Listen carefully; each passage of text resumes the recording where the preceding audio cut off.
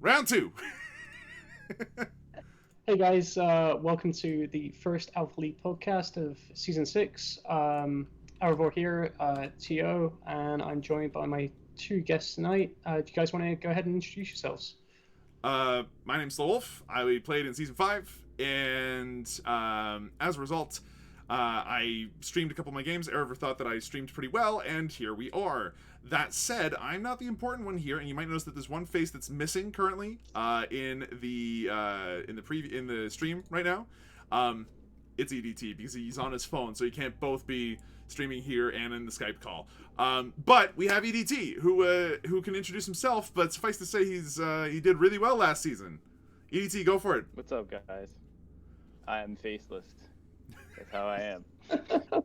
What's up, guys? I was playing Salamanders last season. It was my first season. I lucked out, managed to go 10-0, won the whole thing, proved the Salamanders were super broken at the beginning of 9th, so really don't deserve much credit for that. They were broken. They're quite good, but calling them broken for no reason calling them broken now is maybe a bit of a disservice to them. But that's a discussion we can get into later. For right now, we got an entire thing that's pretty chock full. We got a schedule for things that we want to talk about, and just to go down the whole thing quickly, we're going to talk about the changes for season 6 from season 5. We're going to go over some of the map changes because those are pretty big for us. We're going to go over a stat breakdown of how season 6 is currently shaping up. We're going to do a quick interview with EDT and how he felt last season went, amongst a variety of other things. And then we're going to do some list analysis and some predictions of our own. And then after all that, we're going to do a Q&A. So stay tuned for all of that. To start things off, though, we've got a primer of the changes for Season 6. Erever, being the TO for the Alpha League stuff, you have a really good grasp of these changes. Could you go ahead and just go over those quickly for us? Sure, right, okay. So, got a lot of feedback from the last season of Alpha of what you guys wanted to see change. And hopefully we managed to do that. One of the biggest concerns that I got from the feedback forum was the amount of time that seasons of Alpha League take. Basically, two reasons for this. One, a 5-week period is like over a month for games. And two, if you don't make it into the playoff bracket, you're kind of sat there twiddling your thumbs for about a month because we used to give people like 2 weeks to change list and then to actually play the playoff bracket itself as well. So there can be like a lot of like downtime between seasons. It also means that if because GW is literally like throwing up books and documents and all the rest of it now, that you end up playing with like some rather old sort of like rules as well. I saw EDT on I think it was City Steel Legion stream. They were talking about that, like how long it took, and then they were a bit like perplexed of playing like 2-month-old rules. So we tried to kind of hit those issues like on the head by one, making the pod smaller, so it's now 4 games as like opposed to like 5. So that means like a 4-week period. The other thing as well was like the list changing. I kind of touched with it on this like in a couple of other podcasts like last season. Like changing lists, you don't get to go to a GT or like local event and change your list like in the last match. You don't get to bring a second case of models with you and go, I'm going to play this list now. So that didn't make a whole lot of sense to me that people were changing lists for playoffs. So, and it also cuts down on the amount of time because you don't have to test that new list for like 2 weeks or whatever. So it's literally like 4 weeks and you can go straight into playoffs. And we find that playoffs are played like really quickly anyway. Like our 32 player bracket like last season only took like 2.5 weeks to be like over. Yeah. And I imagine that's largely because like those are the guys at the top of the bracket. They definitely wanted to play and they knew how to organize things quickly and get it done. Like you're not gonna have people that forfeit their games pop up in the playoffs. Yeah, exactly. Well, I'd certainly notice a lot more as well if they did. Sure. So that was one of the like big changes, people wanting it to be fast. The other thing was the fact that people weren't too happy with the maps. Now, fair enough, we hit a new edition of the game at the time. We were a bit like, we've got all these like terrain rules, let's let's see what we can do with them, because there's no sort of like tried and tested like formula like back in 8th edition when there was like ITC, I'm going to say Nova layout as well, like Nova L's, yeah, like that sort of thing that you play on like pretty much wherever you went, whether it was like a GT, a local event, or a TTS event, you'd probably have the big Nova L's in the middle of the map, regardless, because that was just the standard for playing competitive 40k.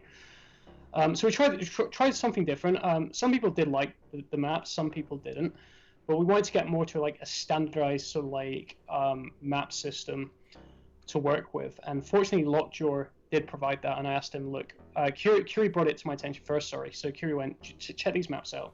So I had a look at them, got in touch with Lockjaw, who created all the WTC layouts and maps. People played tested on them, and I think I had like one complaint. And now that was literally like a glitching issue. So everyone seemed like really happy to like use them. So I was like, that's cool. Great. Yeah, that's excellent news. We're not gonna like bring them out, so I'm sure you guys have all played on them by now and are familiar with them. The great thing is they're having things added to them constantly, and the different tables do add a bit of variety as well. So yeah, I was fine with that.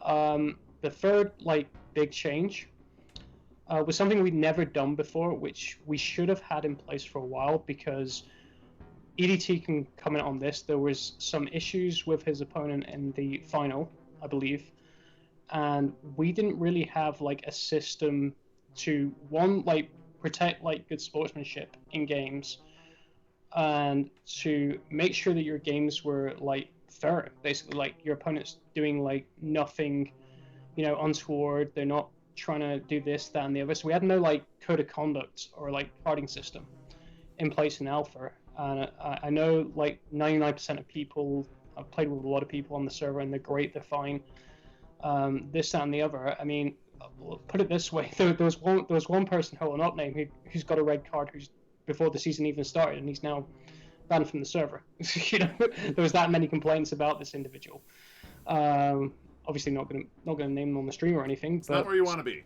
It's worked already. It's been great. Having that carding system just protects you guys in case there are any issues. And also hopefully helps promote better sportsmanship in the league itself as well. So that was something that definitely kind of needed to go into it. Yeah, and there's real life equivalents to that kind of stuff too. With the ITC having their own code of conduct as well, that is readily enforced. Yeah. And other stores will definitely have their own kind of rules for how you play in their stores and everything like that. If you're playing in real life right now, which honestly maybe we don't right now, but like when that was a thing, all those codes of conduct and all those expectations of sportsmanship were absolutely enforced. So having that online in the Alpha League makes perfect sense to me. And I imagine that EDT, you feel fairly similarly based off of what I just heard. Yeah, I mean, I think we've all played like games like IRL with people where like you kind of have that bad experience, and like you either, there's a certain amount of etiquette that goes into the game when you're sitting with someone for 3.5 hours, over that course of the time, building a relationship. Like if in real life, if you're gonna like meet up with people and play a game, you want to have a good time. Obviously, the competitive nature is like part of that game, but I think like there have been some infamous players in the tournament circuits in IRL who kind of get a bad rep, and it's kind of harder to ban them when there's different stores where the locations like are held. So like if TTS Alpha is one of the main online servers, getting banned from here is like, okay, find one of the several other alternatives, but there's not many. So I think it's good that there's some consistency with that. For sure. Okay, well, those are like the big changes from season 5 to season 6, and one of those. Sorry, go ahead. One quick final thing. So this is something that isn't just Alpha League related, but the moderators and admin of the server do now have a unsportsmanship like form as well. Oh. Guys, I urge you, if you come across someone that is behaving in a really unsportsmanship like manner, you have to leave the game or anything. Don't argue with them or provoke them. Just speak to a member of staff, because we've got sheets and everything in place for that now, and that extends to like the LFG chat and everything else on here. Yeah, I would add 2 things. One is, I mean, anyone who's been paying attention to Alpha chat knows that some of these people poke their heads up, and like there is a kind of self reflective community that if you are not a good person in like LFG chat, your name will get around by the time you're trying to play an alpha. And then just to kind of shift back to one other point you made towards the map changes, I think the map changes are in a great place. They're like pretty much just WTC standard, which is really, I think, the kind of doing what the ITC Nova was to 8th is like what the WTC is doing for 9th. Like just it's the new core standard. Most maps have a little bit of dents, enough line of sight obscuring stuff, and there's some variety to the fact that the missions are specified to the layout so that you never have these kind of weird interactions that were occurring on the last map pack a bit. All of these are positive changes. Map pack has had no problems with. Yeah, with that in mind, let's move on to the map changes for a minute. I remember the Season 5 maps pretty well. If there's one thing I remember, it's having to place my guys so they had line of sight. It turns out railguns are hard to shoot behind line of sight blocking stuff. But when it comes to changes between those maps and Season 6, EDT, what would you say are like the biggest changes that you've noticed between the previous maps and this one? I know that Arover went over the Nova L's and some other stuff that had changed, but from your perspective, where do you see the big changes in terms of like how a map is laid out, and why do you and then Arover, why do you think you guys wanted to make those changes? Yeah, I think it's a consistency thing. First of all, there's 5 tables, 3 different layouts for each table, and if you compare them, you're getting a similar product in each of those alterations. Whereas of the 6 maps, I enjoyed the maps while we were playing with them, but obviously, like when you can reflect upon it with kind of a more suited to the 9th meta set of maps that we currently have, it's easy to look back at the old maps and say, well, each map had a different kind of flavor, which lacked consistency. So some of them were super heavy on dents, some of them had no dents. And then, basically with the WTC format stuff, there's just kind of a greater consistency to what you'll expect, and not to the point where you can build like, just one type of army that's going to crush on every single one, but just like you really have a better understanding of what kind of just an equitable gameplay on each map. There's never going to be a map where, for example, one of the maps on the last pack was basically like an 8th edition extension, where it had 2 big L's. That's the AdMech looking map, right? With like all the gray, the concrete, the pipes on one side, and some other stuff, if I remember correctly. Or maybe it was the grass map was like a little. Yeah, no, that was like the 9th front, I think was what it was called. And it was just 2 big L's in the middle, and like kind of played towards the old 8th style, where you'd like, put some Centurions in the middle and or whatever it was, which I loved doing as Raven Guard back in the day, but that's neither here nor there. Back in my day.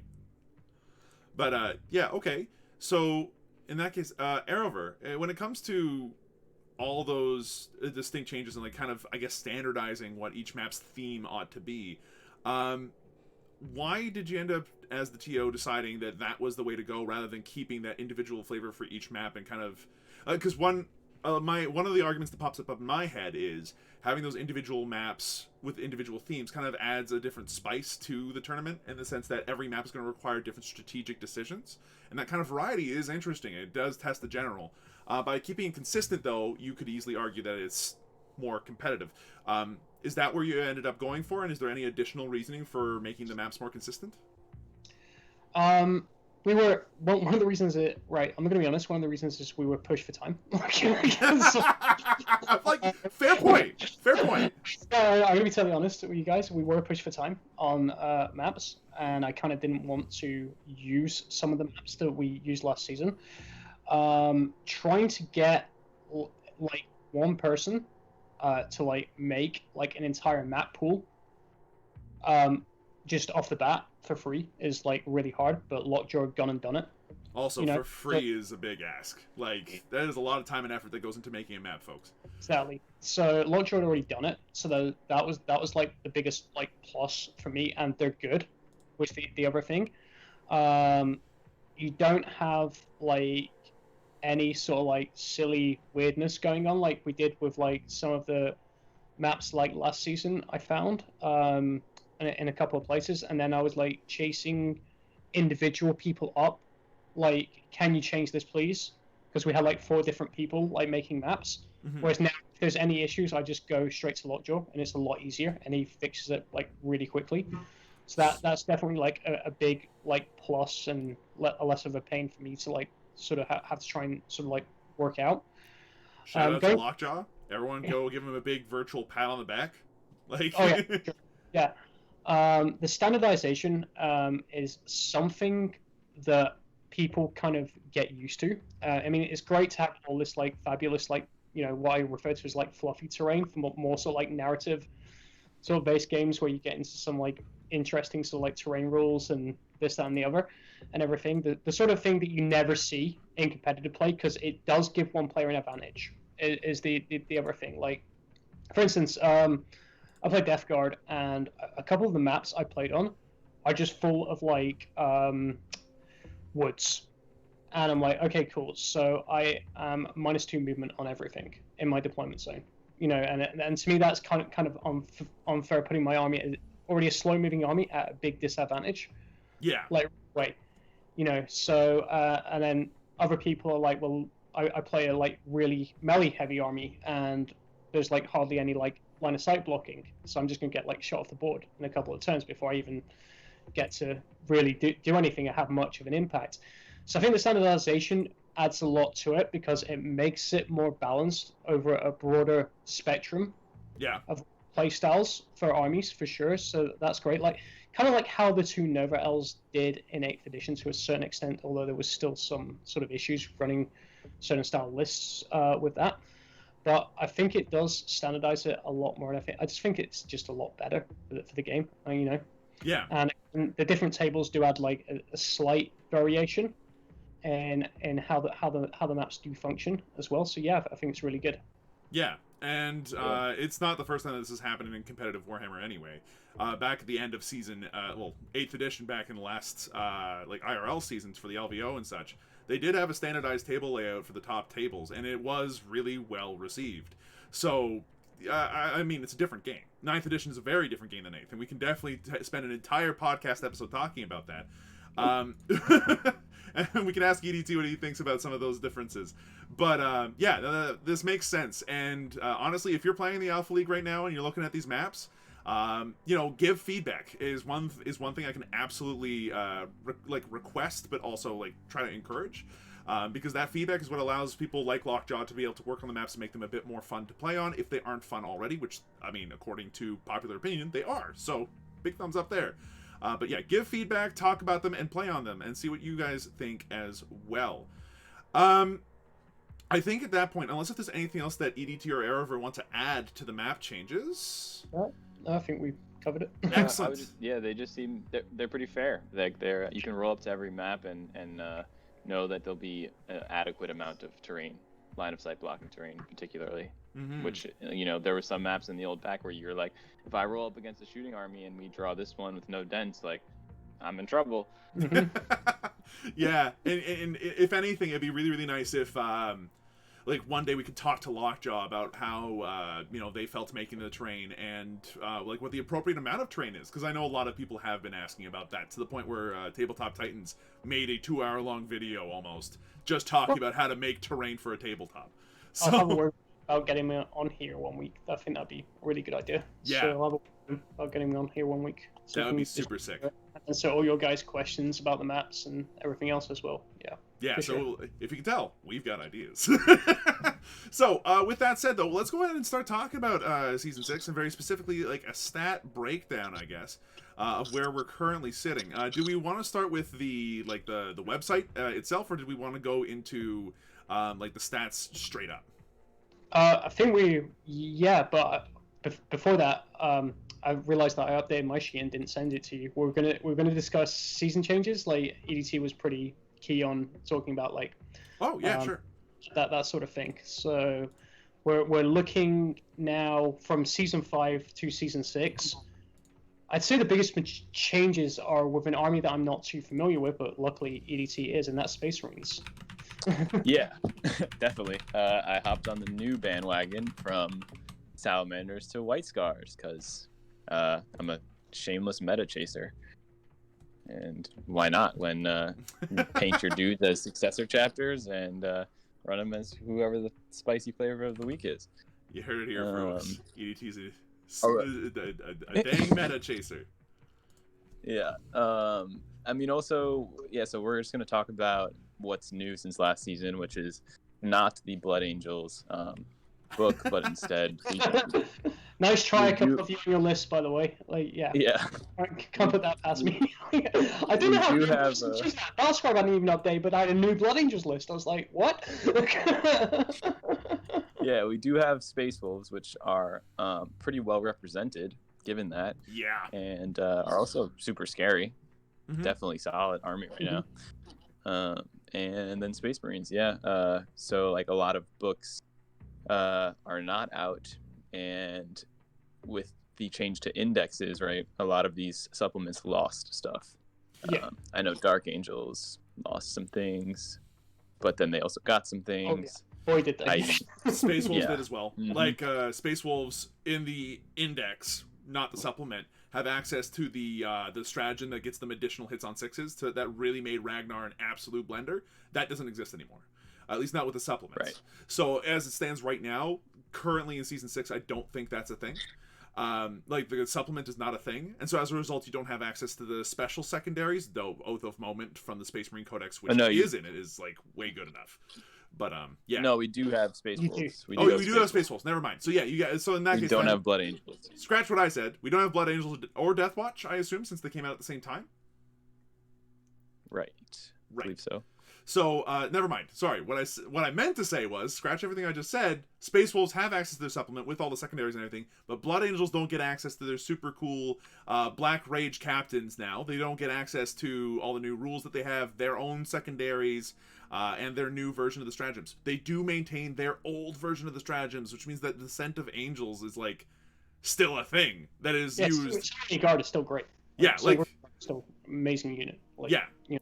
Oh, well, it's just that now Descent of Angels is used differently, right? Like, you use that to charge through craters and stuff, not necessarily to guarantee a charge out of Deep Strike, which makes it just a very different tool. Alright, got you, yeah. Yeah, so, without talking about Blood Angels too much, we can say that they have gotten a lot of things and lost some of their old things, but are definitely not in a worse place than they were before. No, it's a side grade at worst, and based off the fact that they have access to the entire Space Marine Codex, they are still like Space Marines, which means that they're very, very, very good. Like, it doesn't matter what chapter of Space Marine you are, you're a good army. Like, at the very least, you're good. You might not be like S+ tier, but you will still be a strong army that'll be able to walk up to a table and trounce a good chunk of other armies as long as you play well. Blood Angels are no different. Space Marines, like, just in general, I'm no expert on the army, but they are a mid-board army, and that's exactly what you need in 9th edition. And durable. The mid-board control, and they're so good at like doing that. All the units, regardless of like what chapter you are, just the tools that you have, like on like base data sheets and everything, for holding like mid-board are just so for them. I mean, particularly like Indomitus stuff. Also having a codex, we know like codex creep has tended to be a thing. So, Rites of War. Rites of Battle, right?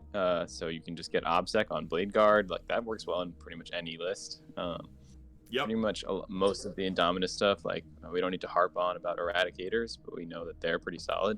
Yeah. Plasma Inceptors, having Blast, just a lot of good units that, you kind of see, especially at least in IRL tournaments that I've looked at, is like, you see a consistent base of these units. It doesn't really matter what flavor you play them as. They're solid units. So then it's like, depending on the chapter you pick, is more like based on your play style, and then you get more tricks. Yeah, or at least different. We'll talk about White Scars later. Yeah, well, we'll talk about White Scars later, but they got tricks for sure. Mm-hmm. Lots and lots and lots of tricks. Now I'm just commented on the poll I missed Raven Guard.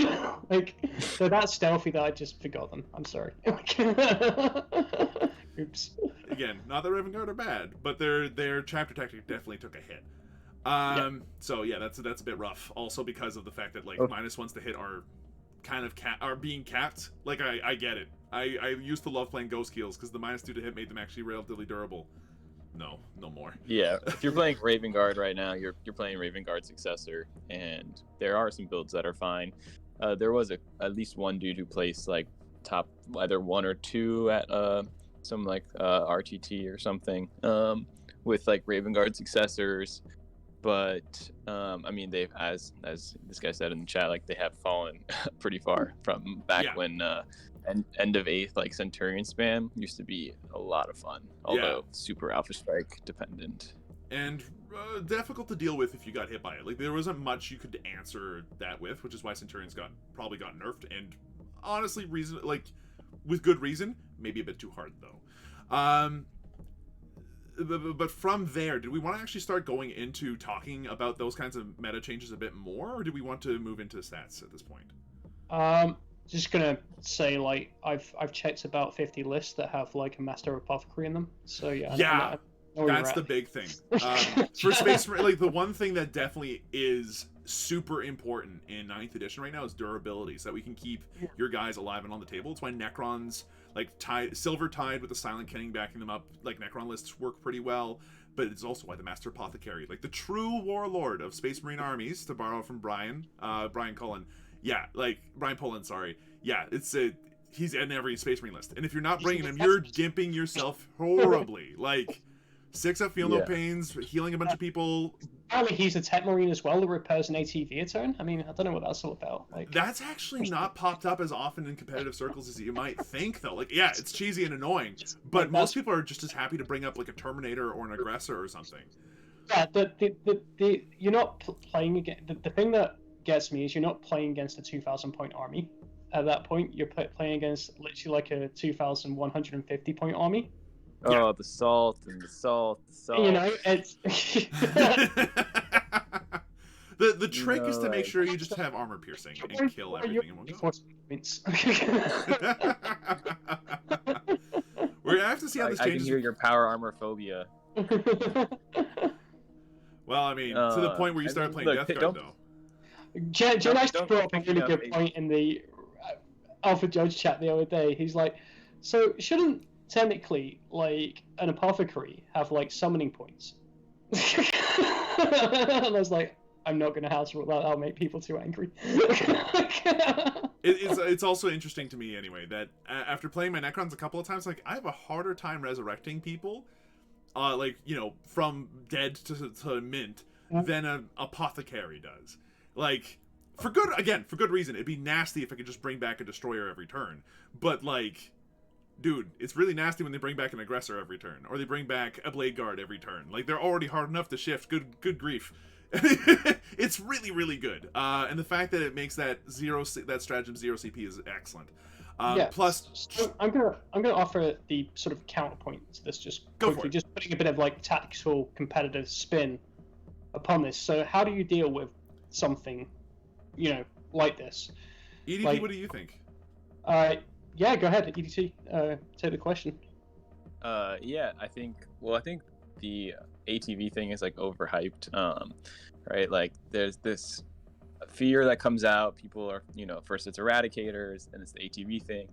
There was somebody who did pilot Dark Angel's ATV to a, you know, top 4 finish, the meme list, which is unfortunate, but at the same time, I think most like solid competitive players aren't too afraid of it, with the idea just being that, you know, whether it's the Necron blob, you understand if you have a unit that you need to delete in one single turn of shooting or melee, that like you just need to prioritize that and make it happen. And like the player who is running the meme list is probably less competent of a player in the first place, so you're just going to beat them on skill level.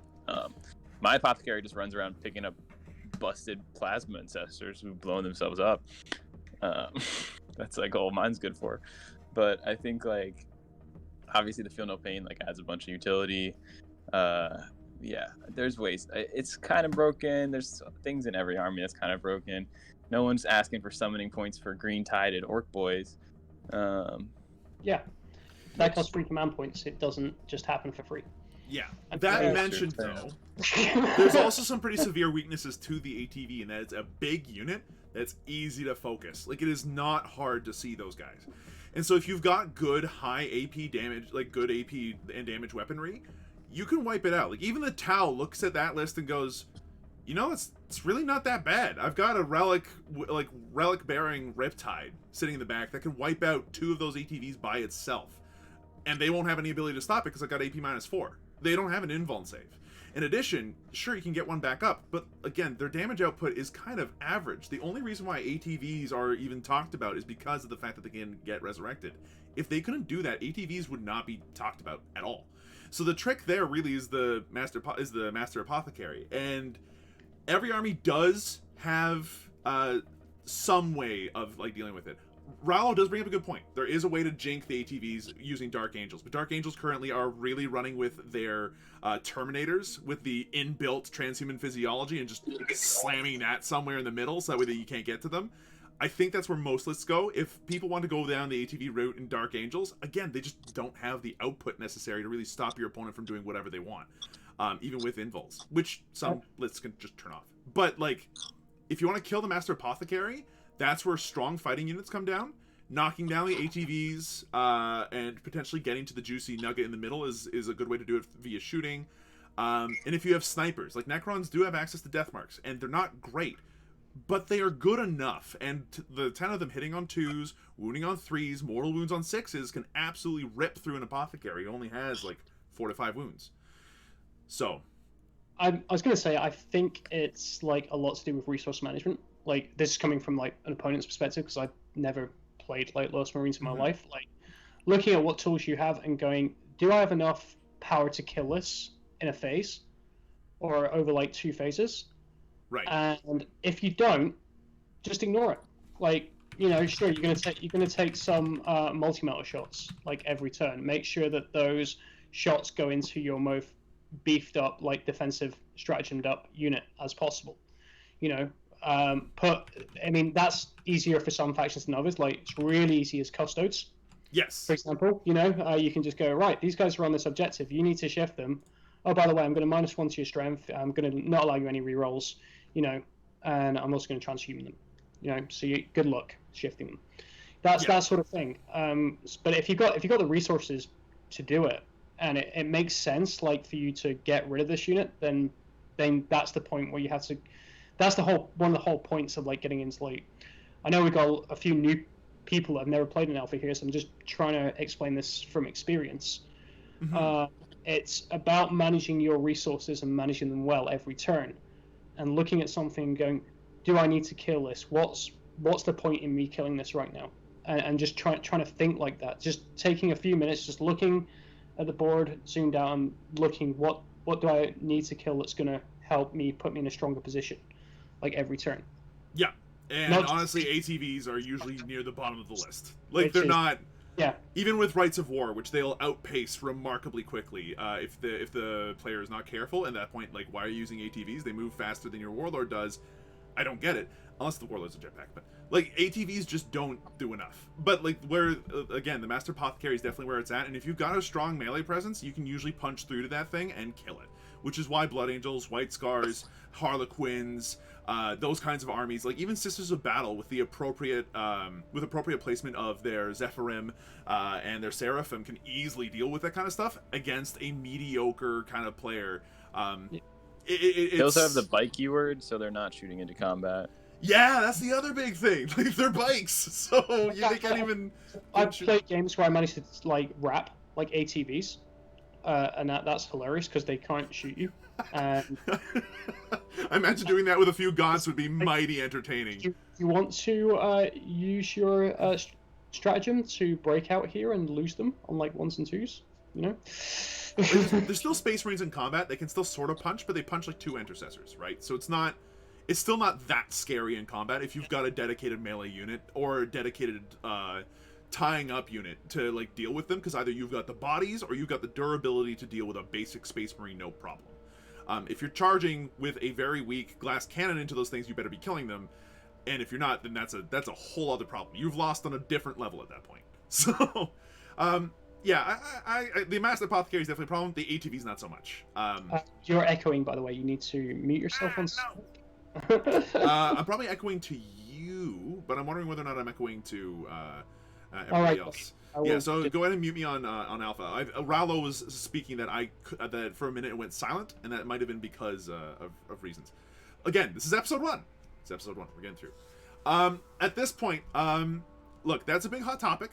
That was very interesting to go down. But let's go ahead and start seeing the stats, whether or not there's even that many Space Marines in Season 6 to be worried about. And this is actually interesting, I think, in a lot of different ways. So, I'm going to go ahead and quickly bring up the stuff so that way you guys can see what we're talking about here. We've got ourselves the Alpha League stats for a variety of different things, lists and such, but importantly, in my case, where did I put the faction breakdown? Here we go. So this should be visible to everybody, and should work for everyone now, and hopefully isn't completely covering up our friend's face here. Let me just check to see if it is working. It is working. Okay, cool. I'm going to go ahead and just quickly move the screen region. But let's go ahead and talk about this for a second. So right now we're looking at a pie chart that is determining roughly like how popular each faction is and like how it looks and everything. It is actually very interesting, at least from my perspective, looking at this thing. So I'm gonna go. I'm gonna have to full size it and just look at it via the preview. EDT, you're looking at this graph too, right? Yes, sir. Why don't you go ahead and give me your thoughts on all this stuff? Because there's a lot here, but yeah. All right. Well, we start with Necrons, right? So they're at the top. That's a big surprise. Yeah. Necrons, and then even more of a surprise is Tyranids. Yeah. If you guys want the faction popularity breakdown, here we go. And top notch, it's Necrons and then Tyranids and then Custodes after that. Yeah. So, I mean, Necrons are hyped. They've got their new codex. Of course, people are going to be excited. It's always interesting to see how the TTS meta, differs slightly from the IRL meta for various reasons. You can look at Sisters of Battle or AdMech, which have been kind of either sold out or really expensive, which kind of dissuades people IRL from collecting them and playing with them in a way that they're much more accessible on TTS. Same with Custodes. It's an easy, low count model army, but at the same time expensive and relatively there are a good amount of players, but a bit harder to collect. And so I know some of the Terminators have been sold out or whatever it is. So I think it makes sense to see Custodes up there high. It makes sense to see Necrons and Space Wolves up there high. They got new codexes or new books. Tyranids is a curveball. I have no idea what's going on. So there's a lot interesting with Tyranids. For one, they're a cool faction, and if you're going to try them out here. But there have been some very interesting successes with Tyranids, and mixing in the Genestealer cultists with their 12-inch hand flamers and a variety of other little spicy tricks that they get access to. Plus, Tyranids have fearless blobs of huge numbers of infantry. Yeah. Also, they got it was the new Forge World book that their Forge World stuff got updated. Yeah, you're right. And like the Hyro Duels, I think. Oh, which one is it? The Hyro Duels? Mm-hmm. Like they went from being Lords of War to being heavy support, and they're relatively cheap. And if you're not running like 2 of them, you're just throwing away like some of the best units in the game. Like they came out huge in the Forge World in the Forge World Compendium for 9th. And the Dima whatever they're called. Those 2 Forge World models, they're like pretty heavily taken in the 14 Tyranids lists that are in alpha right now. Yeah, and for good reason. Like they're relatively easy to pilot, and against an inexperienced player, they'll just rip and tear. Right? If you got a gigantic monster bug heading at you, most players panic and immediately go, I can't stop. It's got a 5-up invul, a 6-up feel no pain if it's in Leviathan, or it's already in your lines and it's forced you to fall back where you can't shoot. It can advance and charge across the board no matter how far back or conservatively you deploy. Like, it is nasty. And that thing hits like a truck. So it's super difficult to deal with. It is an absolute missile and pretty much guarantees the first 2 turns of board control with one of them. And you can put more than one of them fairly easily since it's a heavy support detachment. You can grab, since it's like, a heavy support choice. So you can grab like 1, maybe 2 of them, toss in like Exocrines or some other Forge World units to back them up. It's insane. And then on top of that, you got, like I said before, like all those big groups of Gaunts like holding those midfield objectives. You got smaller groups of Acolytes or something holding the backfield objectives, and then you have deep striking Rocksaws or Hand Flamers to really do a lot of work up close. With the Genestealer cult's able to do a lot of that kind of extra jank. There's actually a lot of spice with Tyranids, and so it's cool to see that popping up. It is definitely more than what you'd expect out of the real life scenario, though. If you look at the 40k Stats Center stuff, like the percentage of lists that are Tyranids at the moment are like 3.5% of lists, which is about average, I think. But that's all that can be said about that. It's not the huge amount that we see out of the current list in alphas right now. Totally. It's disproportionate at 14. I mean, even compared to some other things that you might have expected more from, Tyranids was just kind of flying under the radar, I'd say. It is really cool to see Necrons at the top, considering that there were in last season, I think, 2 Necrons players, and I was one of them. Necrons are scary. Like, double OBSEC is insane. Like... Yeah.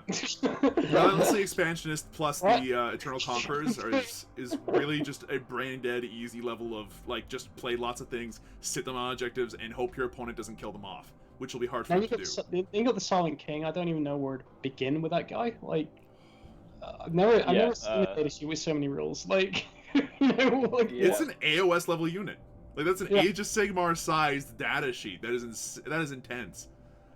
One thing about Necrons and Silent King, which you make me think of, is pretty much how books that are out have secondaries that are codex specific, and just how strong those can be. So with the Silent King, I know like Siegler is running the double command barge plus Silent King, so that you can unlock the kill stuff with nobles. Just like Space Wolf has like make 2 charges in a turn to get 3 points. Space Marines obviously have oath of the moment.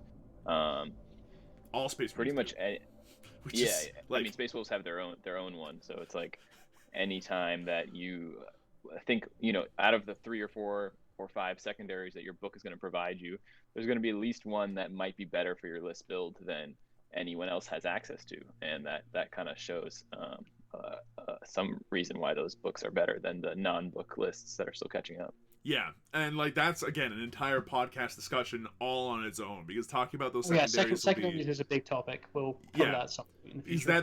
That's something that'll be very interesting to address in season 7, whether or not Erev, like you decide as the TO that's like based off of feedback you get from everybody else. Hey, if you're listening, feedback is good. Give, please.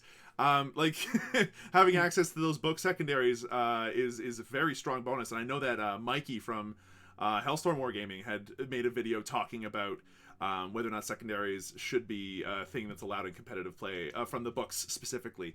So yeah, it's definitely an interesting topic all on its own. From there, though, we have Custodes, which we expected. There are some things that I expected to be higher up that aren't, though. Well, like Ultramarines are way near the bottom, considering how strong they are. Yeah. Tau Empire is in the middle, despite the fact that it should probably have been tanked. And Harlequins are 14th out of 31. They are arguably the best army in the game right now, and they are near the middle. Yeah, they were top first placing on Stat Center, like best win percentage, etc. And out of the 5 players, 2 are in my pod, so that's great. I've got one in mind. To be fair, like the one. I was like, 2 in my pod. It's not Imperial. Like. Yeah, I was like, there's 2 in my pod. I bet there's like 100 of them. No, 40% of the Harlequin players are in your pod. All right, cool. Yeah. I mean, again, it's kind of crazy though. The real life stats, like the IRL stats, like as far as their T-Whip, which is tournaments in winning position, which means the list has gone at least 4-0 and is in a potential to win the tournament. Like being an Eldari player myself, I can kind of understand this. You got to remember, on TCS we're privileged. We probably play a lot more games than like people do like right now, especially with the situation with COVID and everything. Than people are playing RL. Harlequins get really boring to play really fast. Yeah. You play the same army like every game, and your win condition, and and then that's it. It's not like it's massively exciting to run the army or anything.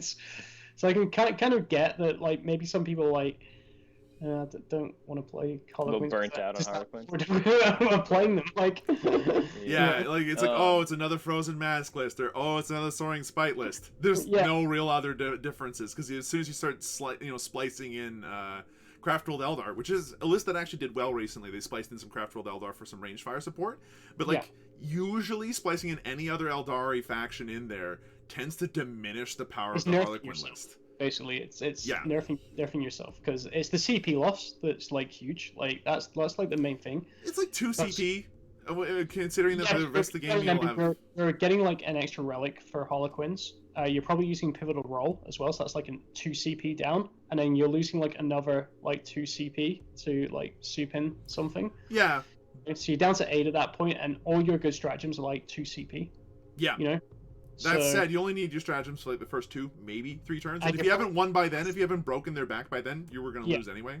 You're probably spending 2 CP a turn anyway on Prismatic Blow, once in like the movement phase and once in the psychic phase as well. Insanity. So- Absolute insanity. Yeah. Because you can do that. You know. Yeah, it's a thing. So yeah, Harlequins are really, really good, but seeing them in the middle of the pack for this was a little bit strange to me. EDT, was there anything in particular that stood out to you as a strange placement for this? I do have another one. I wonder if you've noticed it as well. Well, I think going kind of down the list right now to 5 Chaos is kind of interesting. And with 11 players playing Chaos. So Chaos is not, there's always the kind of tough to differentiate between Chaos/Chaos Demons, because presumably Chaos is some mix of both. Usually always And is, yeah. I think, I think TJ Lanigan's list recently like popularized them very recently, which I think is what people hopped in on. Oh, yeah. That's my guess. It's There's one one of those Spam guys. as well is like Yeah. big go. Yeah, basically Big Bird and these big monster spam. One of these dudes is in my pod too. It's like Mortarion, Magnus, 2 Keeper, 2 Lord of Changes, and then Nurglings. That's just it. You know, you need to pilot 4 models a turn and then play like objective game with Nurglings. That's all it is. I had a buddy of and- mine. Sorry, go ahead. Sorry, I didn't mean No, to no, interrupt you that. got it. Now, I was gonna say, like, I played against a buddy of mine plays like Siege Demons almost exclusively, and he's luckily for me in my social bubble. I was able to play him in real life yesterday. So I brought like Necrons to him, and I completely underestimated the list after I taught him like how to use Magnus and how to use Big Bird and how to use the couple of other things he had in his list. He almost has exactly the models he needed to replicate TJ Lanigan's list. Or is John Lennon is the one that I was thinking of. But like one of them went on the Art of War and recently talked about how to use Magnus. It was disgusting. I got completely wiped in 3 turns pretty much after teaching him how to use it. And it's just really about, can you get Magnus to late game? And if yes, you're solid. The main trick is just like Magnus does all the damage. You've got Ahriman and a Demon Prince to help support him, specifically Ahriman with a +1 to cast for Weaver, Fates, and Glamour of Tzeentch to give him a -1 to hit and a 3-up invulnerable save. You got Big Bird screening for those 2 characters, Nurglings, a big squad of Flamers, of like Horrors and of Flamers to like do a bunch of extra damage. The Flamers, by the way, did an entire squad of 20 Necron Warriors without a blinking, like easy peasy.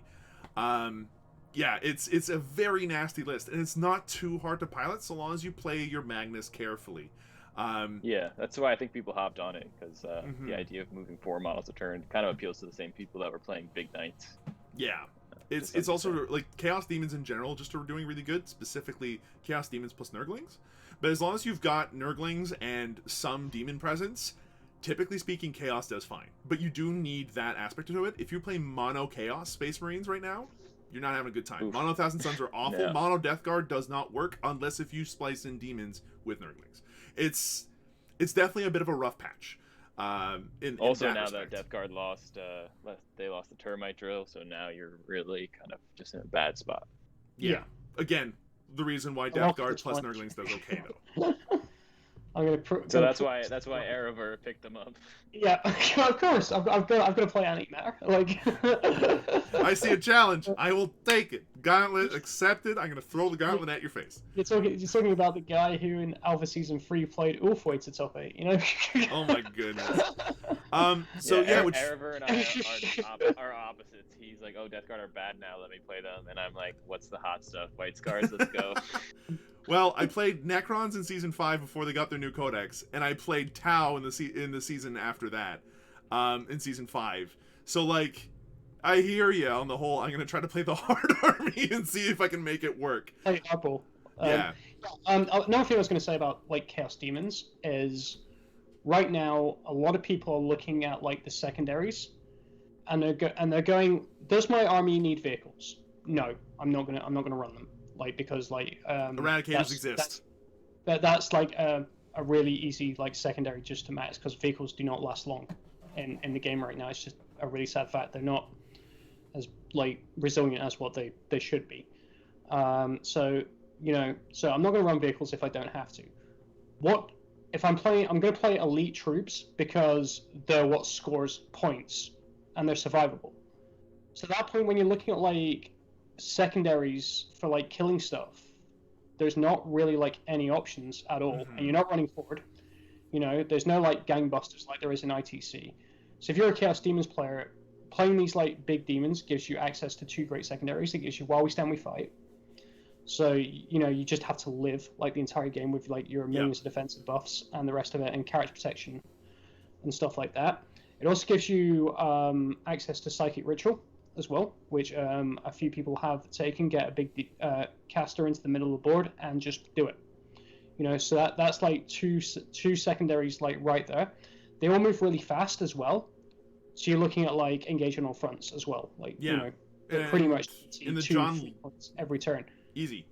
With engage on all fronts for sure. And like one of the things that's really neat about the John Lennon list is that While We Stand We Fight is applied to Magnus, who is usually in the back of the board, hard to shoot, -1 to hit, 3 up and vulnerable save, and has temporal manipulation to heal him up. You've got Big Bird, who's just impossible to kill. Like, you can't get through that guy. And if you do, congratulations, you spent 4 turns doing it. Nice use of your firepower. And then your third one is a Demon Prince with a character protection that's hiding behind Big Bird the entire game, until it's safe for him to go out and literally rip and tear through everything in front of them. So it's a really strong secondary for that reason, but you don't always have to take it. And like you said before, there's just a whole variety of other things. And you might think that a list like that would be weak to stuff like Abhor the Witch and Assassinate, and it's not, because of how unbelievably hard it is to actually, crack through those nuts. One of the big things that makes that list work is that it has a Changeling with easy access to Gaze of Fate that gives a 6-up Feel No Pain for all Chaos like demons. This includes Defilers, this includes your Demon Prince, this includes your guys on Discs of Tzeentch, because they technically are demons now. So yeah, 6-up Feel No Pain on Armin, no joke. 6-up Feel No Pain on your Demon Prince, no joke. 6-up Feel No Pain on your Magnus is absolutely no joke. And you couple that with the Flux Master just sit in the back and be like, yeah, I cast Psychic Ritual, that was really hard. It's really, really good, like you mentioned, yeah. So again, I'm surprised that that list is going to definitely pick up if it hasn't already. And I'm very surprised to see that demons, specifically like Slaanesh demons and other things, have not gone up higher on this representation list. The rest of it tends to make a lot of good sense. Drukhari are lower on the list despite the fact that they can do well. We've seen them do well in recent GTs and stuff like that. I think one time. We've doubled our Drukhari participation. Last season we had 1 person that played Drukhari, now we've got a whole 2. Wow! I know. By the way, I can't remember your name. Forgive me. Rallo will remind me because I think it's a buddy of his. But congrats on getting best in faction last season. Right. But like, you've got access to that. You've got the Astra Militarum right where you expect them to be, sadly, because of how easy Thin Them Down is. To score against them. Every one of their vehicles is above 10 wounds. Every one of their units only has like 1 wounded infantry. It is so easy to score 15 on that.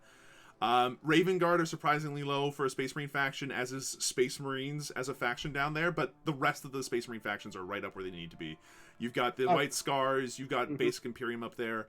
One thing I don't see anywhere on here, oddly enough, and correct me if I'm wrong, are Knights of like any kind. No. Like, Knights have, like, a lot of problems. Like, right now, yeah. But you have, like, Tyranids all the way up there. Rough. Well, have you tried playing Mono Chaos Knights? Dude, it's brutal, dude. But, like, the fact that they're nowhere on here. Like, Tau, arguably the worst army in the game at the moment, still has 5 players in it, and there's no Knights. So it is interesting to see that kind of difference, because we actually have seen Knights do something in real life. At least get past, like, the first couple of rounds with a win or two. Tau had almost 0 representation. Outside of the very beginning of 9th, where people were still learning how to play and how to put up terrain and stuff, I think Tau had 1 top 4 showing at that point, and then after that... About Tau players, even though I absolutely hate the faction, is they are, next to people that play Orcs, they are the most die-hard, like, fans of that faction, and they'll play them regardless. Yeah. Like, that's what it is. There's people that have probably been playing Tau, like, all through, like, 7th edition, 8th edition, and now they're like...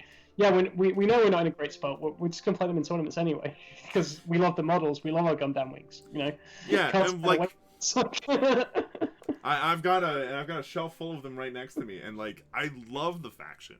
But it is extremely hard to play, and especially because my one friend, all he does is play demons. It's like, well, this is gonna suck.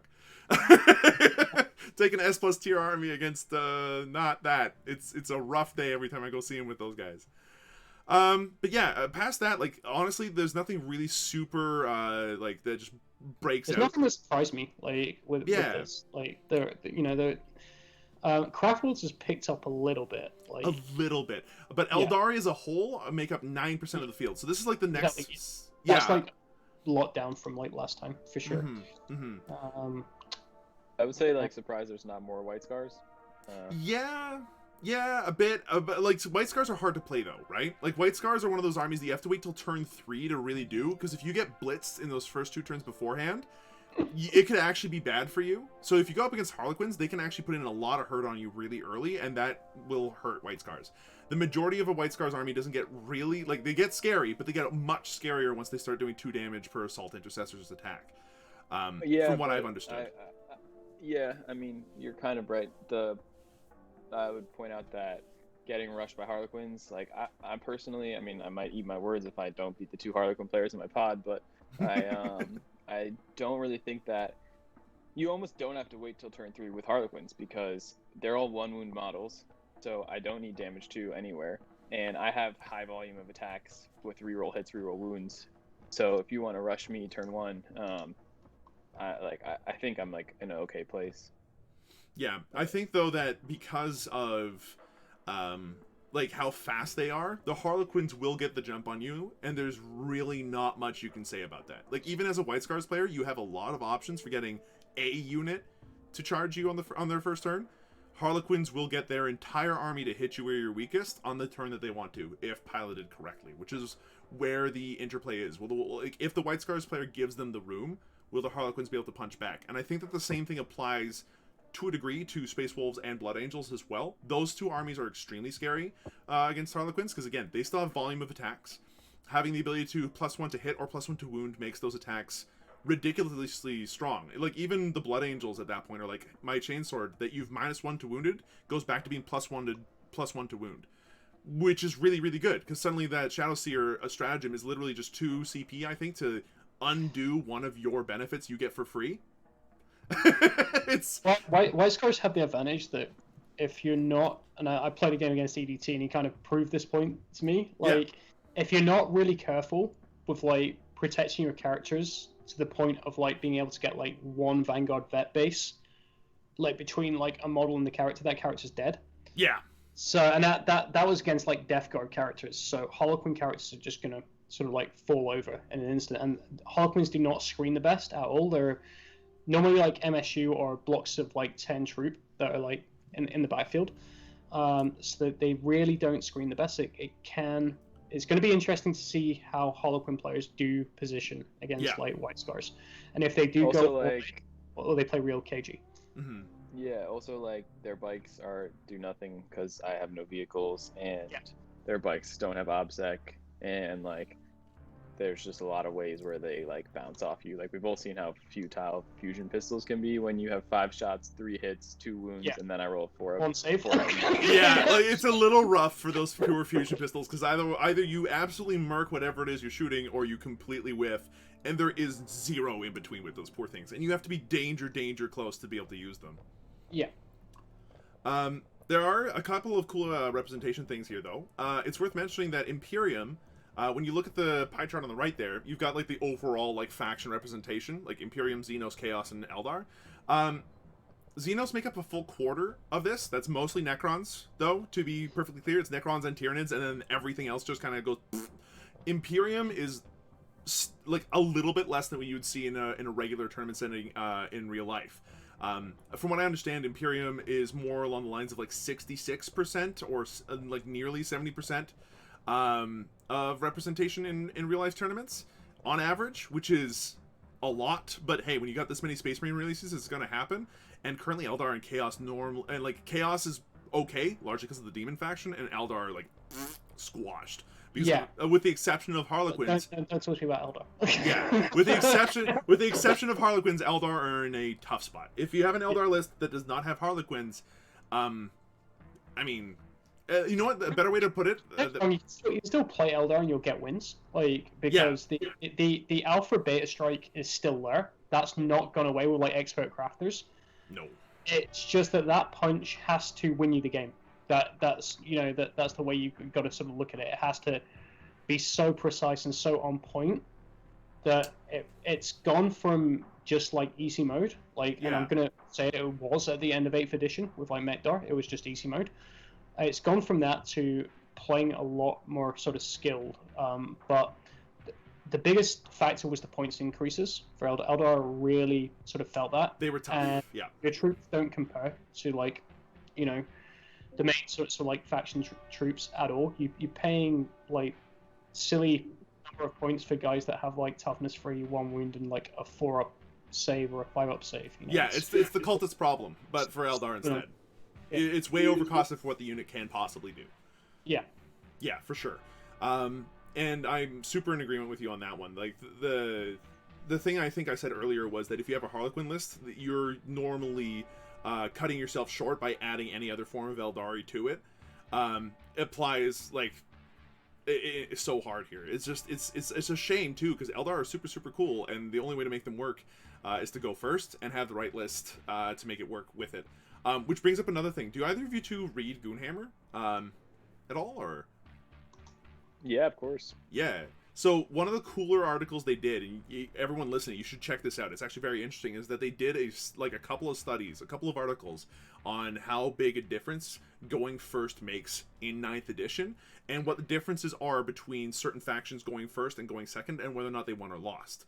And you have some factions like Harlequins that doesn't matter whether they go first or second, they tend to do well, and they have the same like win percentage. And there's other armies like Tau, which will win like maybe 46% of their games if they go first, and 20% of their games if they go second, which is like a huge change between the two. I don't remember many of the other stats, but I wonder how big of a difference it makes for like the Eldari faction and lists with Eldar in them, in terms of whether or not they go first or second. Because although there's definitely like a noted benefit to going first in most missions, there are some factions that definitely are hurt more by going second than others. Yeah, I think like 2 points I'd make. I don't think Eldar in particular would be that challenged by that. The fact that they have the redeploy, along with Harlequins have redeploy, means you can set up to go first, and if you don't go first, you just redeploy into a comfortable defensive position. What you bring up a good point about the going first thing, though, because I had been testing out some AdMech stuff for like a week before the season started. Yeah. And was really wanting to play Ricard's list, the dude in Europe who was playing like 30 priests in transports. Oh. And I remember. Yeah. Yeah. So it was like 30 priests in transports, and then just disintegrators and chickens. That hurts. And it's a really well balanced list. He was like stomping out in Europe. But the reason I ended up switching back to White Scars, which was the initial thought, is that AdMech win percentage is one of those armies where going first increases your win percentage dramatically, going second decreases it pretty dramatically as well. So like the Electro Priest build lets you play pretty defensively and like balanced enough that you can go second, but just certain matchups where you're not going to get it done going second, and I'd much rather play an army that I can win going second, because if I have to go 10-0 to win the whole thing, then 5 of those games at least I'm going to be going second.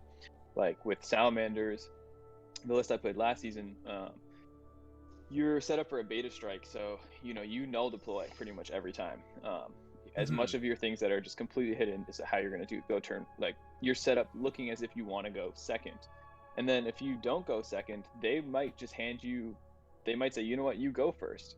And you're like, if you lose the roll off, that is, and they think, oh, you've like null deployed super hard, you're not gonna have a strong first turn if you go first. Well, okay, I won't do much first turn, but then I'll get my reserves in before you, and then my beta strike comes even sooner. It's like, if you can play an army where you can null deploy with minimal kind of penalty, essentially either a mobile army like Harlequins or Eldar, where you can null deploy and still be able to break out. Which like White Scars is like the definition of that. So if I'm going second if I'm going second with AdMech, and most of my army is kind of either hidden pretty hard or just like on the back foot. That's a much harder position to come back from than a null deployed White Scar army that is in the exact same boat, except Yeah. now you're closer to me. There's a Necron list I've been toying with that does something very similar to that by using the Deceiver. So that way you can use your Master of Deception ability to effectively redeploy 3 units of your choice, or just stuff them into reserves for free. And then on top of that, using Relentlessly Expansionist to be able to do another pregame move of 6 inches with the rest of my army. So that way you could go first or second comfortably. You're happy with going second because you have the command protocols to give you cover or whatever else you want to do. There's definitely some play there, I think, too. It's again surprising that Ultramarines are so low on the representation list, because as a shooting all-rounder kind of army, they are one of the few factions that has access to a very easy redeploy stratagem. It's such a powerful ability in Ninth to be able to null deploy or to front looking like you are going first, and then have the flexibility to go first or second based off of what you want to do or how people rolled. It is a very powerful ability. That Admech also was doing very well because most of your units were Stiggies or Stygies. I hate those guys. So you get your pregame move. So if you do end up going, about your move. You declare your move before that you'll spend a CP for it, but then who's gone first by the time you make that move. So if you're going first, you're 9 inches closer to them, and if you're going second, maybe you duck behind the wall. Yeah, for sure.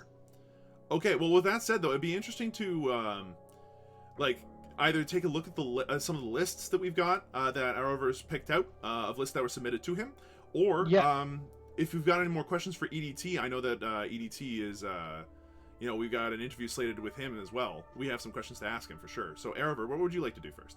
Let's go ahead and ask our season 5 winner some sort of questions, shall we? Yeah, sure. So, the first one I kind of want to ask, and I know we kind of touched on this a bit, but why the change from Salamanders to White Scars? Because I think a few people will be curious about that as well. Yeah, I think that's a good question. So I wanted to make Salamanders work because obviously you have a little bit of a love affair if you do so well with them the first time around. And I think they are still solid for sure. The first thing was I was running 15 aggressors. How many? 12 aggressors. Bunch of aggressors. Losing the double shoot is not the hugest problem in that situation. But you also were because you're kind of coming in and you can still max shots and pretty much nuke the unit you were trying to nuke. Eradicators are obviously super broken in White Scars. You're wounding T7 tanks on 2s with your Master Artisan if you're running regular. With Salamanders, right? I think you said White Scars. Yeah, okay, cool. Just making sure. No, Salamanders. yeah, my bad. And so, you still have this Beta Strike army that you could play. Losing the Grab Dev pod was definitely unfortunate. The list really utilized Grab Devs. Being able to count as stationary, get +1 to wound, and use the reroll wound stratagem meant your Grab Devs were just nuking something.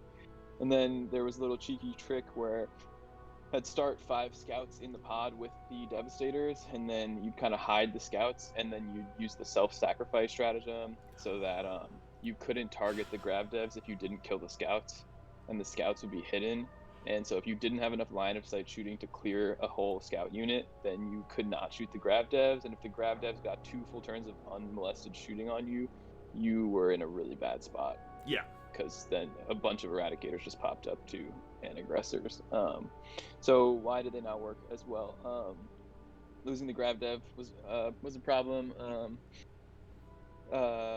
Chapter Master wasn't an issue. I didn't run a Chapter Master.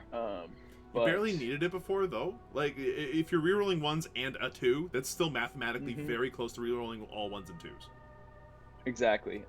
And you lost Master Artisans, which obviously was pretty janky. So I think White Scars is playing the mission better for starters. You talk about rites of battle, right? The 9-inch you boost it to 9 inches of obsec for your dudes. It's it's pretty nasty. How do you boost it to 9 inches again? Is that using the Vox Spiritum or? Yeah, exactly. So like I'm taking it on a Reaver Lieutenant. So like he also has the redeploy. White Scars are just, I mean, the 2 damage is obviously great. I think Van Vets, that's the other thing. It's post Codex, right? So Yeah. now different units are better, and Van Vets obviously are some of the new hot stuff. Van Vets play super well in White Scars. 2 wounds is important. The Storm Shield is great. The extra attack from the Lightning Claw is great. Rerolling wounds is excellent. The fact that it does 2 damage in White Scars is bananas. Yep. The con is giving you +1 to wound aura, so like you are just you're a pretty efficient blender unit. You can combat squad. You can use some of their stratagems. You can play the mission well. Space Marines are just in a good place, and having the extra added mobility of White Scars is just super clutch. Plasma Scepters are super hot. If your opponent is taking any units that are not blast friendly, then you're eating plasma death real quick. Easily. And I actually, after submitted the list, I've been like toying with some new idea, which is instead of taking 2 units of Plasma Scepters, taking a unit of Eradicators. You could take like 5 or 6. You could take them all with heavy weapons and with 2 multi-meltas, and then you could outflank them with the White Scar strat. You could steady advance, count them as stationary so they don't get the heavy penalties when they come in. You could have the White Scar stratagem for counting heavy as assault, which means you can advance with no penalties. So then you're like moving and advancing with your heavy multi-meltas just to kind of compensate for the fact that they're much slower than the Plasma Scepters are. Yeah. But then at that point, your Plasma Scepters are 28-inch range plus D6. Your Eradicators would be 5 plus D6, so 29. So, effectively not that much of a range difference. And like even then, if you can get into half range, which is just easy to do, it is ultimately the nastiest amount of damage I think I've seen out of an anti-tank unit in my life. It is so much. And you could take 6, so then you could combat squad. You could use the White Scars reserve stratagem. A lot of different ways to kind of avoid an opponent's blast if they were taking blast stuff. And then other reason why I'm kind of leaning towards them is that my entire army is damage 2 right now. The highest I get to is damage 2. Overcharge Plasma or Lightning Claws. We're not talking about characters because I do have the Chaplain who gets to damage 4. He's a beast with. Is this the Bike Chaplain? So good. Yeah. It's too good. We've been going on about 5. We didn't even touch on the Chaplain. Let's just say that for next week. Chaplain on Bike. Chaplain on Bike. He's one of these units we were talking about earlier, like Indominus models that are just so good in whatever army of Space Marine flavor you're running. In White Scars, he's 5 plus D3 attacks at. When he gets to Assault Doctrine, he's -3 +2 flat 4. Yeah. Which, like the Slaplin is no joke, no matter which Space Marine army it's in. Like that Primaris Bike Chaplain is probably the single scariest character I think in close combat as a missile that Space Marines have access to. Full stop. It's so gross. And then on White Scars in particular, because of the advance in charge, because of the extra attacks, because of the extra damage you can get out of him, it's disgusting. Like he's great with salamanders, but oh man. Yeah, I used to run the unkillable salamander Bike Chaplain or Bike Captain. I seen that. I said on Tabletop Titans a few days ago. Yeah, it's like he's great because he's T7 -1 to wound, and with the old Storm Shield, the 3-up invuln. So like. T7 -1 to wound is like anything. I just imagine Death Guard Demon Prince is just looking at him going, "We want to be you." Yeah. I mean, even a Death Guard Demon Prince is like what, strength 6, right? So strength 7. Or is he strength 7? Yep. Okay, so wounding on 5s, right? It's like yeah. Kind of. I'm talking about in terms of survivability. It's just. Oh yeah. Silly, like. Yeah, it's incredibly durable.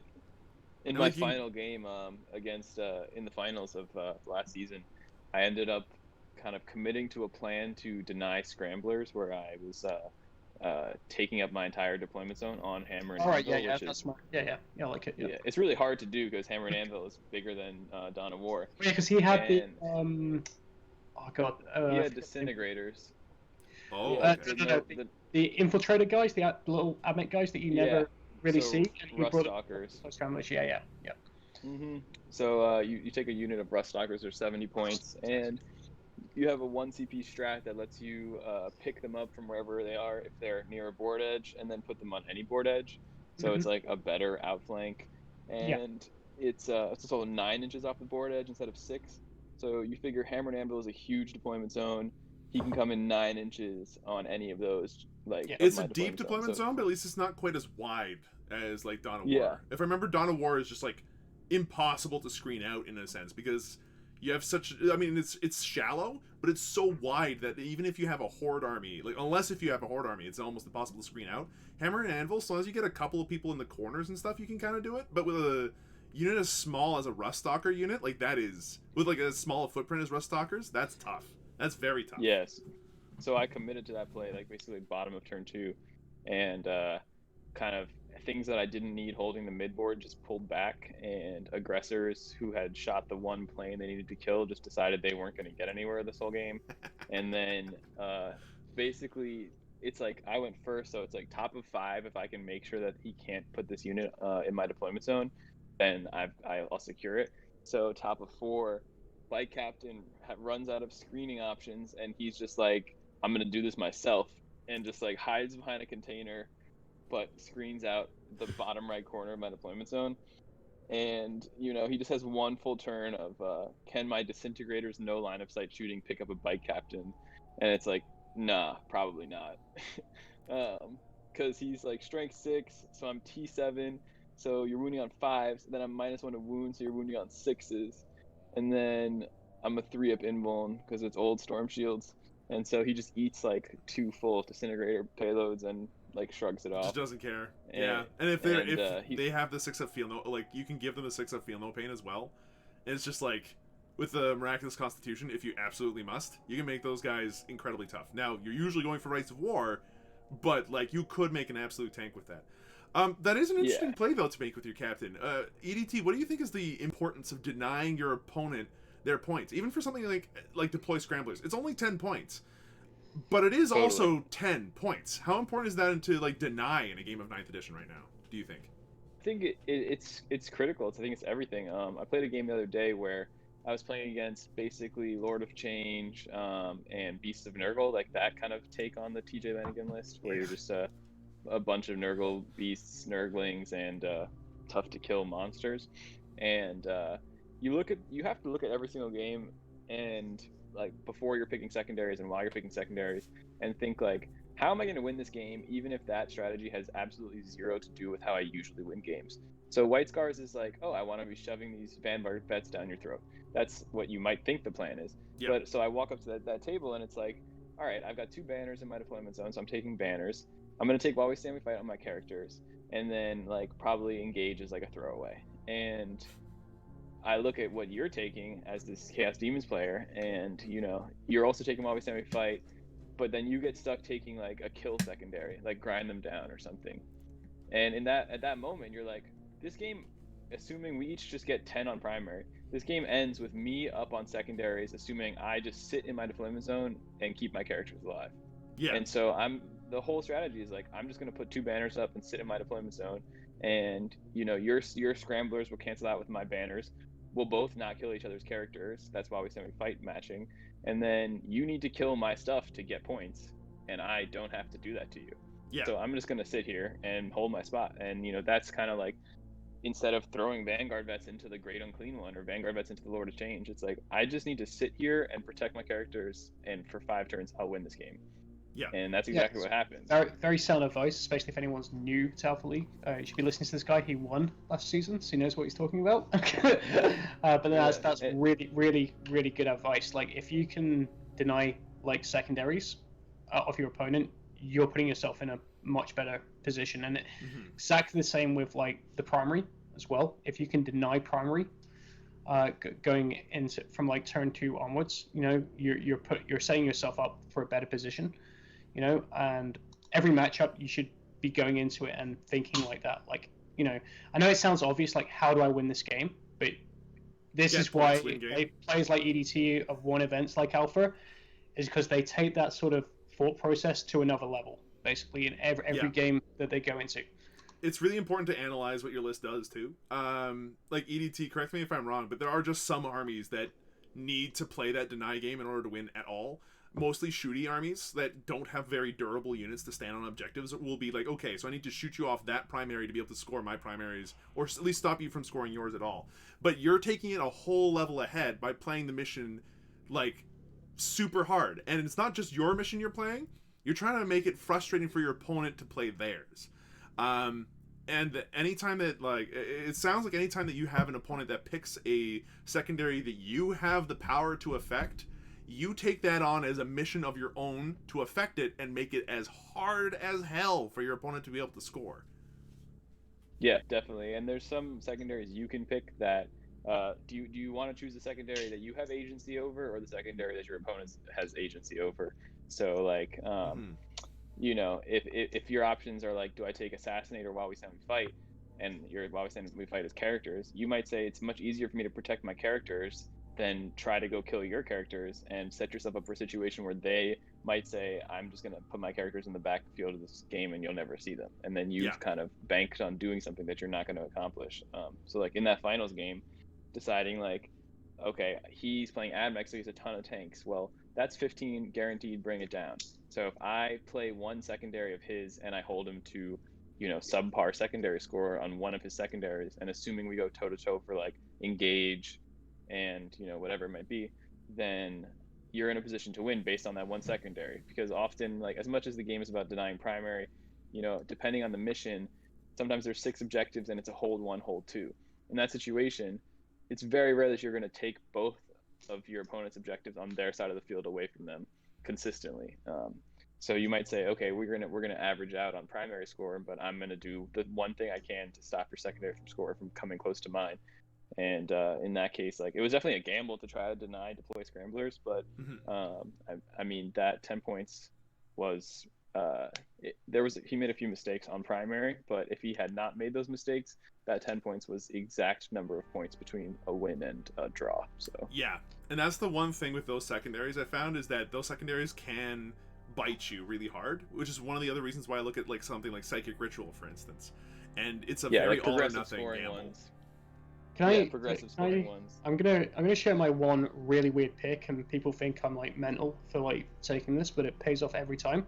Against Custodes, I always take Slay the Warlord, because the Warlord is normally like a shield captain on Dawn Eagle Jetbike, and I'm just like, okay, you know, you're gonna bring him up the board to hold mid board, and I'm gonna kill him, and then, you know, and it really surprises people when I take that.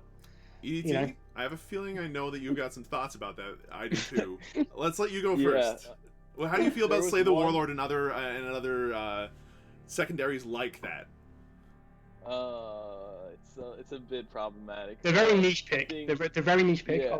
I'll say that, but there are certain things that really quirky secondaries that you can take occasionally that do pay off. Yeah, I appreciate the creativity there, because like there are some maps where you'll walk up and you'll be like, I have no good picks right now. Like in my semifinal game, I think it was semifinals against a Imperial Fist player. If I took While We Stand We Fight, knowing that he was going to table me because he had a Scorpius that was going to kill everything. If I take While We Stand We Fight, turn 5, like, none of my characters will be protected.